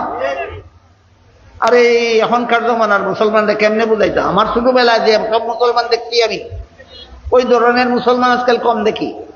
আমি আপনারা একটু কই, আমার ছোটবেলায় কেমন মুসলমান দেখছি আর এখন কেমন মুসলমান দেখি। আমি আমার 10-12 বছর বয়সে সমাজের মুসলমানদেরকে দেখেছি এইভাবে। তারা শিশুকালেই মক্তবে গিয়া, সকালবেলার মক্তবে গিয়া 4 কলিমা শিক্ষা মুসলমান হইত। এই 4 কলিমার মধ্যে 3 নম্বর কলেমাটা হইল আমানতু বিল্লাহি কামা হুয়া বিআসমাইহি ওয়া সিফাতিহি ওয়া কাবিলতু জামিয়া আহকামিহি। শেষ কথাটা কাবিলতু জামিয়া আহকামিহি, ইসলামের যাবতীয় বিধিবিধান গ্রহণ কইরা আমি মুসলমান হইলাম। বলেন, কাবিলতু জামিয়া আহকামিহি অর্থ কি? আল্লাহ প্রদত্ত ইসলামের যত বিধিবিধান আছে সবগুলি আমি গ্রহণ করে মুসলমান হইলাম। আপনারা কি গ্রহণ করে মুসলমান হয়েছেন? ইসলামের যাবতীয় বিধিবিধান গ্রহণ করে মুসলমান হয়েছেন। এবার বলেন, কাবিলতু জামিয়া আহকামিহি আবু লাহাব স্বীকার করছে? নবীর জন্য খুশি ছিল কিনা? ইসলামের বিধিবিধান গ্রহণ করে না, নবীর জন্য খুশি হয়। এইভাবে যদি ইমানদার মুমিন মুসলমান হইতে পারত, তোরার মতো সাফাবাদের আগে আবু লাহাব 1 নম্বর মুমিন মুসলমান হয়ে যেত। ইসলামের বিধিবিধান গ্রহণ না কইরা নবীর জন্য খুশি দেখানি মুমিন মুসলমানের কাজ নয়, আবু লাহাবের মতো বেঈমানের কাজ। ইসলামের বিধিবিধানে গ্রহণ না কইরা নবীর জন্য খুশি দেখানি মুমিন মুসলমানের কাজ না, আবুল হাবের মতো বেঈমান কাফিরের কাজ। ইসলামের যাবতীয় বিধিবিধান আল্লাহ রাসূল বলেছেন এর শাখা প্রশাখা হইল ৭৭টা। ১ নম্বরটা হইল লা ইলাহা ইল্লাল্লাহ, ১ নম্বরটা লা ইলাহা ইল্লাল্লাহ, আর ৭৭ নম্বরটা হইল রাস্তা থেকে কষ্টদায়ক বস্তু সরাইয়া দেওয়া। কথাগুলি বুঝে থাকলে এবার বলুন, এই ইসলামের যাবতীয় বিধিবিধান ইমানের ৭৭ শাখা প্রশাখার সম্পর্ক মিলাদুন নবীর সাথে না সিরাতুন নবীর সাথে? তাইলে মিলাদুন নবীতে কি আছে এটা এখন বোঝার দরকার। মিলাদুন নবীতে কি আছে? মিলাদুন নবীতে এমন কিছু বিষয় আছে যেইগুলি আমল করার মতো নয়, পালন করার মতো নয়, পালন করার ক্ষমতা কোনো মানুষের নাই। এমন কিছু জিনিস আছে মিলাদুন নবীতে। আগেই বলেছি মিলাদুন নবী অর্থ নবীর জন্ম। মিলাদুন নবী অর্থ নবীর জন্ম। নবীর জন্মের মধ্যে তোমার পালন করার কিছু নাই, আমল করার কিছু নাই। ইমানের ৭৭টা শাখা প্রশাখার একটাও মিলাদুন নবীর সাথে সম্পর্কিত নয়, সবগুলি সিরাতুন নবীর সাথে সম্পর্কিত। সুতরাং সিরাতুন নবী হইল মুসলমানের আমল করার বিষয়, পালন করার বিষয়। মিলাদুন নবী মুসলমানের আমল করার বিষয় নয়, পালন করার বিষয় নয়। তাহলে মিলাদুন নবীতে আছেটা কি এটা বোঝান দরকার। মিলাদুন নবীতে তিনি যে নবী ছিলেন এই কথার অনেক দলিল আছে। আছেটা কি? নবুয়তের দলিল আছে। মিলাদুন নবীতে কি আছে? নবীর জন্য নবুয়তের দলিল আছে। সিরাতুন নবীতে কি আছে? ইসলামের যাবতীয় বিধিবিধান আছে। দুই কথা পরিষ্কার বুঝে নেওয়া দরকার। মিলাদুন নবীতে কি আছে? নবীর জন্য নবুয়তের দলিল আছে। সিরাতুন নবীতে কি আছে? উম্মতের জন্য শরীয়তের দলিল আছে। মিলাদুন নবী হইল নবীর জন্য নবুয়তের দলিল, আর সিরাতুন নবী হইল উম্মতের জন্য শরীয়তের দলিল। মিলাদুন নবীতে আমাদের অনুসরণ করার কিছু নাই, অনুকরণ করার কিছু নাই। মিলাদুন নবীতে আমাদের পালন করার কিছু নাই। এই কথাটার একটু খুলাসা হওয়া দরকার। কি বলেন আপনারা? শুনবেন আর কয়েক মিনিট? এবার শুনুন। আগেই বলেছি মিলাদুন নবী অর্থ আমাদের নবীর জন্ম। মিলাদুন নবী অর্থ নবীর জন্ম। আমাদের নবীর জন্ম হয়েছিলেন, মায়ের গর্ভ থেকে ভূমিষ্ঠ হয়েছিলেন খতনা করা অবস্থায়। বলুন কি অবস্থায়? পারবা তুমি পালন করতে? কোন বাপের বেটায় পারবো? নবী যেভাবে জন্মেছেন এইভাবে জন্মইতো। কিন্তু ফার্স্ট বেলার ফরজ নামাজের বেলায় নবী বলেন সল্লু কামা রাআইতুমুনি উসাল্লি, আমাকে যেভাবে নামাজ পড়তে দেখো তোমরা সেভাবে নামাজ পড়ো। নামাজ নবী যেভাবে পড়ছেন এইভাবে পড়তে আমাদেরকে বলছেন। জন্ম নবী যেভাবে হয়েছেন এইভাবে কোন বাপের বেট কোন লোকের বাহে নবীর মতো জন্ম হতে পারবে না। তাইলে নবীর জন্মে আছে কি? নবীর জন্মে নবী তিনি যে নবী ছিলেন এই কথার দলিল আছে। উম্মতে পালন করার, আমল করার, অনুসরণ করার কিছু নয়। 2 নম্বর, নবী জন্ম হয়েছিলেন নার কাটা অবস্থায়। নার কাটা বুঝেন? সন্তান যতদিন মায়ের গর্ভে থাকে ততদিন পর্যন্ত সন্তানের নাভির সাথে একটা নল মায়ের গর্ভতলীর সাথে সংযুক্ত থাকে। এটা দিয়ে মায়ের শরীরের রক্ত গর্ভের সন্তানের শরীরে ঢুকে। প্রসব হইলে পরে, সন্তান জন্ম হইলে পরে নাভির সাথে সংযুক্ত নলটা কাটা দিতে হয়। এটারে নার কাটা কয়। নবীর জন্ম হয়েছিলেন নার কাটা অবস্থায়। আমরা নার কাটা অবস্থায় জন্ম হই না, জন্ম হওয়ার পরে কাটতে দিতে হয়। তাহলে মিলাদুন নবী পালন করা যায় না শুধু আলোচনা করা যায়? কাজেই যারা বলে মিলাদুন নবী পালন করি মিথ্যাবাদী। তোর বাপেও মিলাদুন নবী পালন করতে পারবে না। আমাদের নবী মুহাম্মদুর রাসূলুল্লাহ সাল্লাল্লাহু আলাইহি ওয়াসাল্লাম জন্ম হওয়া মাত্রই আল্লাহর শুকরিয়া আদায় করে দোয়া পড়েছেন। জন্ম হওয়ার সাথে সাথে আল্লাহর শুকরিয়া আদায় করে আর কোন বাপের প্রতি দোয়া করতে পারবো? তাহলে মিলাদ নবী যেভাবে জন্ম হয়েছেন এইভাবে জন্ম হওয়া যাবে? যাবে না। তাইলে মিলাদুন নবীতে কি আছে? মিলাদুন নবীতে উম্মতের জন্য আমল করার কিছু নাই, পালন করার কিছু নাই, অনুসরণ করার কিছু নাই, অনুকরণ করার কিছু নাই। এমন কতগুলি ঘটনা আছে যেগুলি তিনি যে নবী ছিলেন সেই কথার দলিল। মিলাদুন নবীতে নবীর জন্য নবুয়তের দলিল আছে, উম্মতের জন্য পালন করার কিছু নাই। আর সিরাতুন নবী শুধু নবীর জন্য নবুয়তের দলিল নয়, সিরাতুন নবীর বেশিরভাগ অংশই উম্মতের জন্য আমল করার জন্য, পালন করার জন্য, অনুসরণ করার জন্য, অনুকরণ করার। গেল নবীর সুন্নত কথার 1 নম্বর অর্থ কি ছিল? হাদিস। সম্পর্ক মিলাদুন নবীর সাথে না সিরাতুন নবীর সাথে? নবীর সুন্নত কথার 2 নম্বর অর্থ নবীর আমল। সম্পর্ক মিলাদুন নবীর সাথে না সিরাতুন নবীর সাথে? সিরাতুন নবীর সাথে। এবার আসুন নবীর সুন্নত কথার 3 নম্বর অর্থ নবীর তরিকা। নবীর তরিকা। নবীর তরিকা মানে কি? ইসলামের যত কাজ আছে সকল কাজের নিয়ম পদ্ধতি নবী শিক্ষা দিয়ে গেছেন, এইগুলিকেই নবীর তরিকা বলা হয়। যেমন ইসলামের বিধান আছে আল্লাহকে বিশ্বাস করো, আমানতু বিল্লাহ, আমি আল্লাহর উপর ঈমান আনলাম, আল্লাহকে বিশ্বাস করলাম। কিন্তু আল্লাহ পাক রব্বুল আলামিন কোরআনে বলেন, মক্কার মুশরিক মূর্তি পূজারীদেরকে যদি আপনি জিজ্ঞাসা করেন আসমান জমিন সৃষ্টি করলো কে, তারাও বলবে আল্লাহ। দেখেন আল্লাহ কোরআনে কত চমৎকার করে কথাটা বলেছেন। আল্লাহ বলেন, ওয়ালা ইন সাআলতাহুম মান খালাকাস সামাওয়াতি ওয়াল আরদা লায়াকুলুনাল্লাহ। হে রাসূল করিম সাল্লাল্লাহু আলাইহি ওয়াসাল্লাম, মক্কার মূর্তি পূজারীদেরকেও যদি আপনি জিজ্ঞাসা করেন আসমান জমিন সৃষ্টি করলো কে, তারাও বলবে আল্লাহ। তাহলে আল্লাহ বিশ্বাস করতো কিনা? মক্কার কুরাইশ বংশের মূর্তি পূজারীরাও আসমান জমিনের সৃষ্টিকর্তা একমাত্র আল্লাহ এই কথা বিশ্বাস করত। তাইলে আল্লাহ বিশ্বাস করত কিনা? করত। ইমানদার না বেঈমান? কেন আল্লাহ বিশ্বাস করে বেঈমান কেন? আল্লাহ বিশ্বাস করত তাদের মন গড়া মতো, নবীর তরিকা মতো নয়। নবীর তরিকা মতো নয়। তাইলে নবীর তরিকা মতো আল্লাহ বিশ্বাস করবা।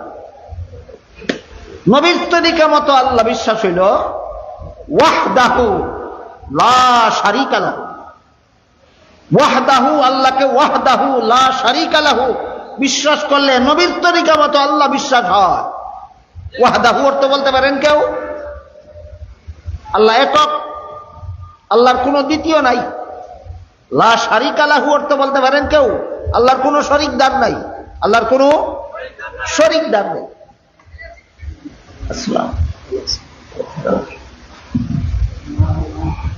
মক্কার মুশরিক মূর্তি পূজারীরা আল্লাহ বিশ্বাস করত, ওয়াহদাহু বিশ্বাস করত না, লা শারীকা লাহু বিশ্বাস করত না। দুনিয়ার সমস্ত ইহুদিরা আল্লাহ বিশ্বাস করে, ওয়াহদাহু লা শারীকা লাহু বিশ্বাস করে না। দুনিয়ার সমস্ত খ্রিস্টানেরা আল্লাহ বিশ্বাস করে, ওয়াহদাহু লা শারীকা লাহু বিশ্বাস করে না। এই জন্যই মুহাম্মদুর রাসূলুল্লাহ সাল্লাল্লাহু আলাইহি ওয়াসাল্লাম যখন আশহাদু আল্লা ইলাহা ইল্লাল্লাহু ওয়াহদাহু লা শারীকা লাহু ওয়া আশহাদু আন্না মুহাম্মাদান আবদুহু ওয়া রাসূলুহু এর দাওয়াত দেওয়া শুরু করলেন, 3 দল মানুষের রাসূলকে প্রশ্ন করলো। একই প্রশ্ন, 3 দলের প্রশ্ন একটা। মূর্তি পূজারীরা প্রশ্ন করলো, হে মুহাম্মদ, আল্লাহরে তো আমরা তোমার জন্য আগের থেকেই বিশ্বাস করি, তুমি কোন আল্লাহর দাওয়াত দাও? ইহুদিরা প্রশ্ন করলো, হে মুহাম্মদ, আল্লাহরে তো তোমার জন্য আগের থেকে আমরা বিশ্বাস করি, তুমি কোন আল্লাহর বিশ্বাসের কথা বলো? খ্রিস্টানেরা প্রশ্ন করলো, হে মুহাম্মদ, আল্লাহরে তো তোমার জন্য আগের থেকে আমরা বিশ্বাস করি, তুমি কোন আল্লাহর দাওয়াত দাও? জবাবে আল্লাহ একটা সূরা নাযিল করেন। সূরার নাম সূরা ইখলাস। সাধারণ মুসলমানে কয় কুল হুয়াল্লাহ সূরা। জবাব দিয়ে আল্লাহ সূরা নাযিল করে বলেন, কুল, 3 দলের প্রশ্নের জবাবে বলে দিন, হুয়াল্লাহু আহাদ, আমি এক আল্লাহর দাওয়াত দেই। ইহুদিরা 2 আল্লাহ মানে, মুসলমানেরা মানে এক আল্লাহ। খ্রিস্টানেরা 3 আল্লাহ মানে, মুসলমানে মানে এক আল্লাহ। আর মূর্তি পূজারীরা 360 খুদা মানে, বড় বড় খুদা করলে 360টা হয়, আর ছোট বড় সবগুলি খুদার সংখ্যা হইল 33 কোটি। বুঝে থাকলে বলেন, মূর্তি পূজারীদের বড় খুদা কতগুলি? 360। আর ছোট বড় সমস্ত খুদা কতজন? 33 কোটি। এই জন্য মূর্তি পূজারীদেরকে বহুবাদী বলা হয়। খ্রিস্টানেরা 3 খুদা মানে, এই জন্য খ্রিস্টানদেরকে তৃত্ববাদী বলা হয়। ইহুদিরা 2 খুদা মানে, এই জন্য ইহুদিদেরকে দ্বিত্ববাদী বলা হয়। মুহাম্মদুর রাসূলুল্লাহর তরিকা মতে আল্লাহ মানতে হইলে ওয়াহদাহু লা শারীকা লাহু মানতে হবে, এই জন্য মুসলমানদেরকে একত্ববাদী বলা হয়। কাহিনী বুঝে থাকলে এবার বলুন, মূর্তি পূজারীরা আল্লাহ মানত কিনা? মানত। খ্রিস্টানেরা আল্লাহ মানত কিনা? মানত। ইহুদিরা আল্লাহ মানত কিনা? আল্লাহ মানত। নবীর তরিকা মতো না মন গড়া মতো? বেঈমান না কাফির? কাফির। আল্লাহ মানে না কাফির কেন? মন গড়া মতো আল্লাহ মানে। আল্লাহ নবীর তরিকা মতে আল্লাহ মানো, তাইলে তুমি মুসলমান হইবে। নবীর সুন্নত কথার 3 নম্বর অর্থ কি ছিল? নবীর তরিকা। নবীর সুন্নত কথার 3 নম্বর অর্থ কি ছিল? নবীর তরিকা। আমরা আল্লাহ মানব মূর্তি পূজারীদের পদ্ধতিতে, খ্রিস্টানদের পদ্ধতিতে, না ইহুদিদের পদ্ধতিতে, না নবীর শিক্ষা দেওয়া পদ্ধতিতে? নবীর শিক্ষা দেওয়া পদ্ধতিতে আল্লাহ মানতে হইলে ওয়াহদাহু লা শারীকা লাহু মানতে হবে। ইহুদিরা ওয়াহদাহু লা শারীকা লাহু মানে না, আল্লাহ মানে। খ্রিস্টানেরা আল্লাহ মানে, ওয়াহদাহু লা শারীকা লাহু মানে না। মূর্তি পূজারীরা আল্লাহ মানে, ওয়াহদাহু লা শারীকা লাহু মানে না। মুসলমানে আল্লাহ মানে, ওয়াহদাহু লা শারীকা লাহু মানে। আমার কথা বুঝে থাকলে বলেন, মূর্তি পূজারীরা আল্লাহ মান্না কাফির রইল কেন? খ্রিস্টানেরা আল্লাহ মান্না আল্লাহ মানার পরেও কাফির রইল কেন? ইহুদিরা আল্লাহ মানার পরও কাফির রইল কেন? মুসলমানে আল্লাহ মান্না ইমানদার রইল কিভাবে? ওরা আল্লাহ মানে মন গড়া মতো, আর এরা আল্লাহ মানে নবীর তরিকা মতো। আবার বলুন, নবীর সুন্নত কথার 3 নম্বর অর্থ কি? আমরা আল্লাহ মানবো মানে ইহুদি খ্রিস্টানের মতো? আমরা আল্লাহ মানবো মূর্তি পূজারীদের মতো, না নবীর তরিকা মতো? নবীর তরিকা মতো আল্লাহ মানার পদ্ধতি হইল ওয়াহদাহু লা শারীকা লাহু, ওয়াহদাহু লা শারীকা লাহু, ওয়াহদাহু লা শারীকা লাহু। এই কথা মানার কারণে আমরা মুসলমান। এই 2 শব্দ বাদ দিয়া ইহুদিও আল্লাহ মানে, খ্রিস্টানেও আল্লাহ মানে, মূর্তি পূজারীও আল্লাহ মানে, বেঈমান কাফির। সুতরাং যদি নবীর তরিকা মতো আল্লাহ না মানো, তাহলে তুমিও তাদের মতো কাফির। তাদেরই নবীর তরিকা মতো আল্লাহ না মানিয়া শুধু নবীর মহব্বতে জান দিতে রাজি থাকলে, নবীরে মন গড়া মতো মহব্বত করলে, আল্লাহরে মন গড়া মতো মানলে, যদি মুমিন মুসলমান হইতো, মূর্তি পূজারী মুমিন মুসলমান হইয়া যেত, ইহুদি খ্রিস্টান মুমিন মুসলমান হইয়া যেত। সুতরাং নবীর মহব্বত করতে হবে নবীর তরিকা মতো, আল্লাহ মানতে হবে নবীর তরিকা মতো। এই জন্য হাদিস শরীফে রাসূল বলেছেন, লা ইউমিনু আহাদুকুম হাত্তা আকুনা আহাব্বা ইলাইহি মিন ওয়ালিদিহি ওয়া ওয়ালাদিহি ওয়ান নাসি আজমাইন। তোমাদের কেউ ততক্ষণ পর্যন্ত মুমিন মুসলমান হতে পারবে না যতক্ষণ পর্যন্ত আমি রাসূলকে নিজের পিতা পুত্র এবং সমস্ত জগৎবাসীর চেয়ে বেশি মহব্বত না করবে। আবু তালিব সবচেয়ে বেশি মহব্বত রাসূলকে করত কিনা? ইমানদার হইল না কেন? মন গড়া ভাবে মহব্বত করছে, নবীর তরিকা মতে নয়। এক সাফাবাদে মিডিয়াতে দেখলাম, এক সাফাবাদে কয় আমরা যে ঈদে মিলাদুন নবী করি, নবীর মহব্বতে তোর নবীর মহব্বতটা নবীর তরিকা মতো হয়েছে না মন গড়া মতো হয়েছে? মন গড়া মতো নবীরে মহব্বত করলে যদি ইমানদার হওয়া যেত, তো আবু তালিব তোর আগে ইমানদার হয়ে যেত। আর এক সাফাবাদে কয় আমরা যে নবীর জন্য খুশি দেখাই, যে নবীর মহব্বতেই দেখাই, তাহলে নবীর তরিকা বাদ দিয়া নবীর জন্য খুশি দেখাইলে যদি ইমানদার হওয়া যেত, তোর আগে তো আবুল লাহাব ইমানদার হইয়া যেত। আর এক সাফাবাদে কয় আমরা নবীর গুণ গাই, ওয়াহাবিরা নবীর দোষ কয়। ওয়াহাবি কেন আমি জানি না, নবীর দোষ কে কে কয়? আছে বাংলাদেশে কোনো আলেম আছে, কোন মুসলমান নবীর দোষ কয় না গুণ কয়? নবীর গুণ কইতে কইতে কইতে কইতে সারা জীবনে শেষ করতে পারবে না।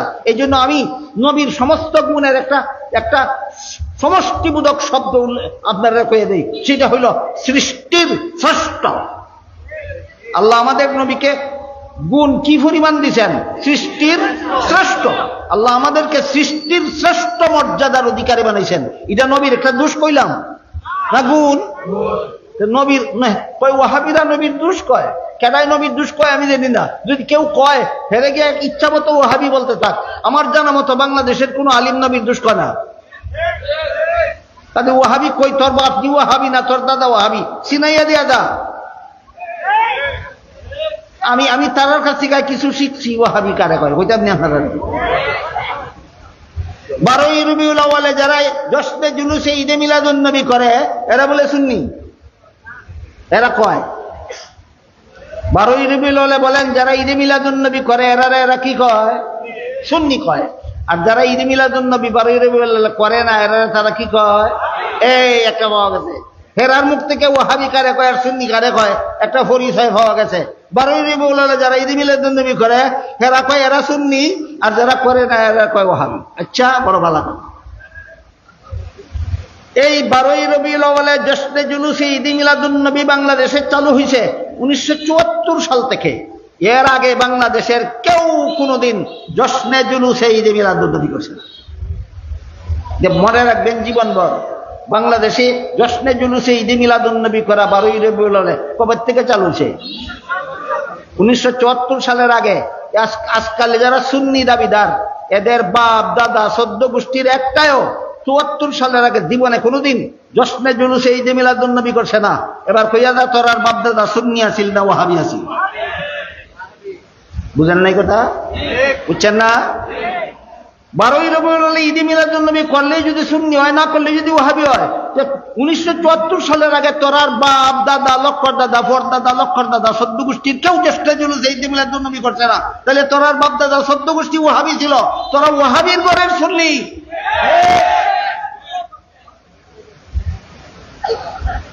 খামা একটা শব্দ বাইর করছে ওয়াহাবি আর সুন্নি। এরা ওয়াহাবি কারে কয়? এরা একটা পরিচয় এর কাছ থেকে শিখছি। যারা 12ই রবিউল আউয়ালে ঈদে মিলাদুন নবী করে না এরা ওয়াহাবি, আর যারা করে এরা সুন্নি। যে তোরার বাপ দাদা 1974 সালের আগে তোরার বাপ দাদা 14 গোষ্ঠীর কেউ জশ্নে জুলুসে ঈদে মিলাদুন নবী করছে না, তাহলে তো তোরার বাপ দাদা 14 গোষ্ঠীর সব কি ওয়াহাবি আছে? এই ফাইলাম একদল ওয়াহাবি আর একদল ওয়াহাবি। এইরকম নামদারি সুন্নিদের একটা হবাজে তার বক্তৃতার মধ্যে কইছে, মিডিয়াতে পাইছি আমি, কইছে ওয়াহাবিরা কয় হাসরের মাঠে আমাদের নবী ছাড়া সমস্ত নবীগণ ইয়া নফসি বলবে। ও আল্লাহ আমার জান বাঁচাও, আমার জান বাঁচাও, আমার জান বাঁচাও।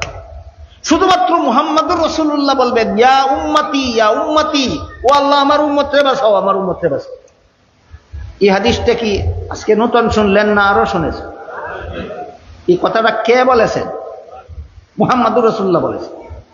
মুহাম্মদুর রাসূলুল্লাহ বলছেন হাসরের মাঠে সমস্ত নবীরাই নফসি নফসি বলবেন, শুধু আমাদের নবী উম্মতি বলবেন। এটা কার কথা?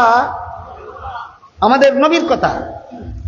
এক সাফাবাজ, ওই সুন্নি নামদারি দুঃখাবাজ এক সাফাবাজে কয় এই কথাটা হইল ওয়াহাবিরার কথা।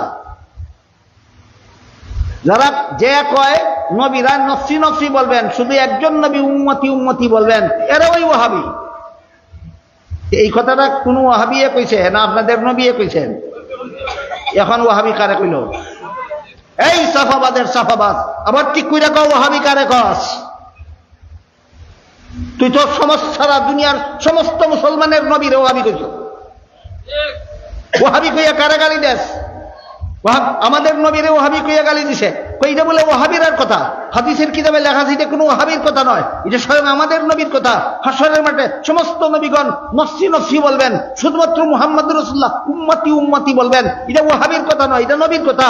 সাফাবাজ নামদারি সুন্নিরা কয় এটা বলে ওয়াহাবির কথা। কথাটা যদি ওয়াহাবির কথা হইয়া থাকে তাহলে ওয়াহাবি কারে কইল? নবীরে ওয়াহাবি কইল। যারা নবীরে ওয়াহাবি কইয়া গালি দেয় এদের মতো বেঈমান কাফির মুনাফিক জগতে আর কেউ হতে পারে না। ওয়াহাবির 3 নম্বর পরিচয়, 2টা পরিচয় দিলাম ওয়াহাবির 3 নম্বর পরিচয়। অধ্যাপক গোলাম রসুলের লেখা পাক ভারতের মুসলমানের ইতিহাস পাকিস্তান আমলে কলেজের পাঠ্যপুস্তক পাঠ্য বই ছিল। আমি আমার ছোটবেলায় ওই ইতিহাসগুলি ঘুরতাম। সেই ইতিহাসে লেখা ছিল ইংরেজরা যখন এই আমাদের দেশ শাসন করত তখন ইংরেজদের বিরুদ্ধে দেশের স্বাধীনতা উদ্ধার করার জন্য যে সমস্ত মুসলমানগণ মুক্তিযুদ্ধ করতেন এদেরকে এরা জেহাদের নামে মুক্তিযুদ্ধ করতেন। এই সমস্ত মুক্তিযোদ্ধাদেরকে তখন মুজাহিদ বলা হইত, মুজাহিদিন।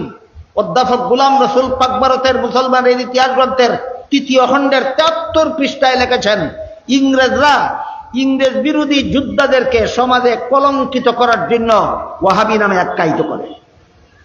তাহলে দেশের স্বাধীনতার জন্য যারা প্রাণ দিছেন, রক্ত দিছেন, তাদেরকে ওয়াহাবি বলতো ইংরেজরা। কাজেই এই সমস্ত হক্কানি আলিমদেরকে ওয়াহাবি বলা এটা ইংরেজের কাজ এবং ইংরেজের দালালদের কাজ। গেল ওয়াহাবির 3 নম্বর পরিচয়। আর কইতাম নি ওয়াহাবির আর একটা পরিচয় কই। আমাদের দেশে 2টা ফলের নাম আছে উল্টা পাল্টা, একটা আনারস আর একটা বেদানা।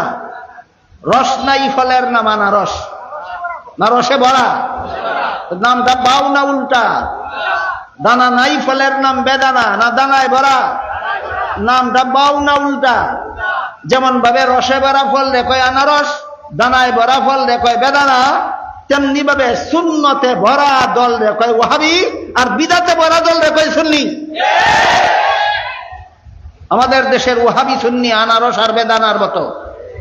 এটা হইল ওয়াহাবি সুন্নির 4 নম্বর পরিচয়। কথা বুঝলেন কিনা? আমার কথা ছিল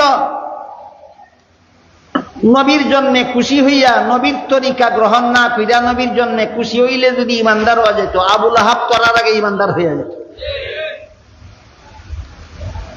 আর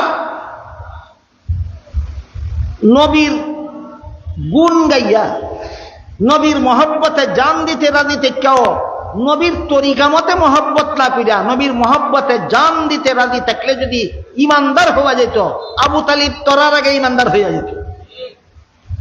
আর নবীর তরিকা গ্রহণ না কইরা নবীর গুণ গাইলে যদি ইমানদার হওয়া যেত, আবু জাহাল তরার আগে ইমানদার হইয়া যেত। আবু জাহালে নবীর গুণ কেমনে গাইতো একটা কই। একবার আবু জাহালে এক সমাজের আরেক সর্দারে জিজ্ঞাসা করেছিল, গোপনে একা একা জিজ্ঞাসা করেছিল, এই আবু জাহাল, মুহাম্মদ যে সমস্ত কথাবার্তা বলে সত্য বলে না মিথ্যা বলে? আবু জাহাল কয়, মুহাম্মদ পরম সত্যবাদী, জীবনে কোনোদিন একটা মিথ্যা কথাও বলে না। মুহাম্মদ জীবনে যত কথা বলে সবগুলি সত্য। আবু জাহেলে নবীর দোষ গাইল না গুণ গাইল? নবীর তরিকা মানছিল? বেঈমান ইমানদার না বেঈমান? নবীর তরিকা না মান্য নবীর গুণ গাইলে যদি ইমানদার ওরা সুন্নি হওয়া যাইত, আবু জাহেল তরার আগে সুন্নি হইয়া যাইত। আবু জাহেল তরার আগে সুন্নি হয়ে যাইত। আবু জাহেল নবীর গুণ গাইছে, নবীর তরিকা মানছে না। আবু তালিব নবীর মহব্বতে জান দিতে রাজি দিয়েছে, নবীর তরিকা মানছে না। আবুল হাব নবীর জন্য খুশি দেখাইছে, নবীর তরিকা মানছে না। যদি নবীর তরিকা না মান্য নবীর মহব্বতে জান দিতে রাজি থাকলে সুন্নি হওয়া যাইত। আবু তালিব তরার আগে সুন্নি হইয়া যেত। যদি নবীর তরিকা না মান্য নবীর জন্য খুশি দেখাইলে সুন্নি হওয়া যাইত। আবুল হাব তরার আগে সুন্নি হইয়া যেত। যদি নবীর তরিকা না মান্য নবীর গুণ গাইলে সুন্নি হওয়া যাইত। আবু জাহেল তরার আগে সুন্নি হইয়া যেত। নবীর সুন্নত মানলে সুন্নি হয়।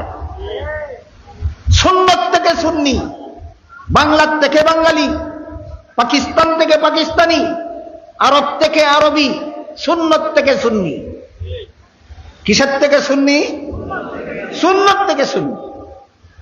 এই জন্য রাসূল বলেন, মান আহাব্বা সুন্নতি ফাকাদ আহাব্বানি। আমার সুন্নত মানে আমারে মানে, আমার সাথে ব্যস্ত থাকবে। এখানে সুন্নত কথা 3 নম্বর অর্থ নবীর তরিকা। নবীর তরিকা মতে যারা ইসলামের কাজ করে এরা নবীর সুন্নত মানে 3 নম্বর অর্থে, এরার নাম সুন্নি। যারা সুন্নত বাদ দিয়া বেদাতি কর্মকাণ্ডে লিপ্ত এরা সুন্নি নয় ওয়াহাবি, এরা সুন্নি নয় বেদাতি। বেদাতিরা সুন্নি নাম ধারণ করলো কেন? এটা একটা কিচ্ছা কইয়া শেষ করি। কিচ্ছা কই শুনেন। যারা ঘুমে ধরছে ঘুমে আসার বনে, আর যারা অন্য মনস্কতা একটু মনোযোগিতা হইব। এক দেশও আসিলে কুখ্যাত এক সূরা, নাম আছিল কালুমিয়া। মানুষে এরে কালুমিয়া দেখে না, দেখে কাল্লা সূরা। সূরারে মানুষে সম্মানের সাথে দেখে না, বিগড়াইয়া বিগড়াইয়া দেখে কাল্লা সূরা। কাল্লা সূরা বাজারে গিয়ে দেখে একবারে সারাদিন বেচা কিনা খুঁজা গামছা বিছাইয়া টেহা গনে। টেহা দীক্ষা কাল্লা সূরা লাগছে লোভ। তখন তার সামান থেকে টেহাটা কেমনে নিতে একটা বুদ্ধি বের করছে। কয় মিয়া বাজারে বইয়া যে টেহা গন, কাল্লা সূরায় দেখলে তো লইয়া যাইব। কেদায় কয় এবারে তোর কাল্লা সূরা দেখছে না কোনোদিন, না এনে শুনে বেটায় সরল মানে কয় কাল্লা সূরায় মানুষের টেহা নেই চুরি করে আমার সামান থেকে কাল্লা সূরায় টেহা কেমনে নিব? কয় কাল্লা চুরাই তোমার সামান থেকেই টাকা নিতে পারে, তুমি কেমনে নিব যদি বুঝতে চাও আমি বুঝাই দিব। কয় বুঝাও চাই আমার সামান থেকে কাল্লা চুরাই কেমনে টাকা নিব? খালি কইছে বুঝাও, এমনিকে দপ পাইরা তার কাছে বইছে। বইয়া কয় এইভাবে আইয়া তোমার কাছে বইব। বইয়া তার সামান থেকে টাকা লয় আর নিজের ভোগটা পরে, কই এইভাবে তোমার টাকা এর ভোগটা ঢুকাইব। সবগুলি টাকা অকল ভোগটা ঢুকাইয়া টাকা রয়েছে, কারুয়া কয় তোমার টাকা এর ভোগটা লিয়া এইভাবে টাকা রইব। কারু এই মাসে দৌড় আর কয় এইভাবে দিব দৌড়। পৎকানে দোকানদারের খবর হইছে, বলেন কি খবর হইছে? কাল্লা চোরাই টাকা নিছে। চিল্লানি শুরু করছে বাজারে, কাল্লা চোরাই টাকা নিয়ে গেল, কাল্লা চোরাই টাকা নিয়ে গেল। বাজারের মানুষ ইয়া বীর করছে, কাল্লা চোরা ভরছে বীরের ভিতরে, বাইরে না ভিতরে, বাচ্চে না টেকছে, ঠিক সেইরা গলা ফাটাইয়া কয় কাল্লা চোরাই টাকা নিয়ে গেল, কাল্লা চোরারে ধরো, কাল্লা চোরাই টাকা নিয়ে গেল, কাল্লা চোরারে ধরো। কিচ্ছা বুঝতে থাকলে বলেন কাল্লা চোরাই কেন কয় কাল্লা চোরাই টাকা নিয়ে গেল? বাজারের মানুষে যেন না বুঝে এরা ওই কাল্লা চোরা, বাজারের মানুষে যেন না বুঝে এরাই কাল্লা চোরা। এই সমস্ত বেদাতিরা আহলে সুন্নাত ওয়াল জামাতের মুসলমানদের ওয়াহাবি ওয়াহাবি জপে কেন? সমাজের মানুষের যেন না জানে এরা ওই ওয়াহাবি। এখন এরা ওই যে ওয়াহাবি, এটা একটা দলিল দেই শুনেন। ফতোয়ায়ে শামির মধ্যে ওয়াহাবিদের পরিচয় লেখা আছে, কিতাবের নামটা মনে রাখবেন। ফতোয়ায়ে শামির মধ্যে ওয়াহাবিদের কি লেখা আছে? পরিচয় লেখা আছে। কি পরিচয়? পরিচয়ের মধ্যে একটা বাক্য আছে, ইয়াদুন্নুনা আন্নাহুম হুমুল মুসলিমুন। ওয়াহাবিদের যত পরিচয় এর মধ্যে একটা পরিচয় হলো এরা শুধু নিজের আরে মুসলমান মনে করে আর সবরে কাফির কয়। এই একটু আগে নেট দেখাইছি, ঢাকা নারায়ণগঞ্জের এক চাপাবাজ, মৃত্যুক চাপাবাজ বাটপার, হ্যাঁ, বাইতুল মুকাররমের মহামান্য খতিব সাহেব হযরত আল্লামা মুফতি আব্দুল মালেক সাহেবরে কাফির কইছে। তাইলে নিজের আরে মুসলমান কইয়া অন্য সমস্ত মুসলমানকে কাফির কওয়া, এটা কার খাচ্চত?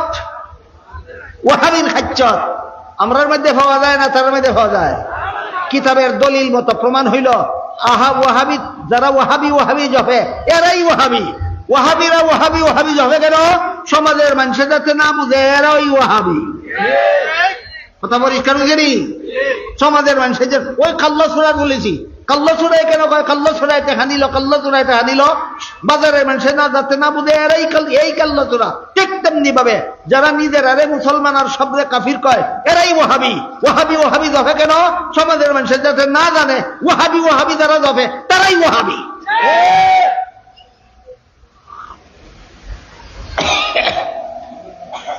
সুন্নাত কথার এক নম্বর অর্থ নবীর হাদিস। মিলাদুন নবীর সাথে সম্পর্ক না সিরাতুন নবীর সাথে। সুন্নাত নবীর সুন্নাত কথার 2 নম্বর অর্থ নবীর আমল। মিলাদুন নবীর সাথে সম্পর্ক না সিরাতুন নবীর সাথে।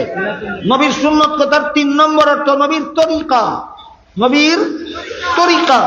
মিলাদুন নবীর সাথে সম্পর্ক না সিরাতুন নবীর সাথে সম্পর্ক। সুতরাং নবীর সুন্নাত কথার যত অর্থ আছে সবগুলির সম্পর্ক সিরাতুন নবীর সাথে, মিলাদুন নবীর সাথে। না হাদিসের সম্পর্ক, না নবীর আমলের সম্পর্ক, না নবীর তরিকার সম্পর্ক। মিলাদুন নবীর সাথে মাত্র একটা কথার সম্পর্ক, সেটা হইল মিলাদুন নবীর ঘটনাগুলি তিনি যে নবী ছিলেন এই কথার প্রমাণ কোন উম্মতের বাহের ক্ষমতা নাই অনুসরণ করার, অনুকরণ করার, পালন করার। সুতরাং মিলাদুন নবী পালনীয় নয়, আলুচ্ছ। যারা কয় পালন করি মিথ্যুক, মিথ্যা কথা বলে, সমাজকে ধোঁকা দেয়।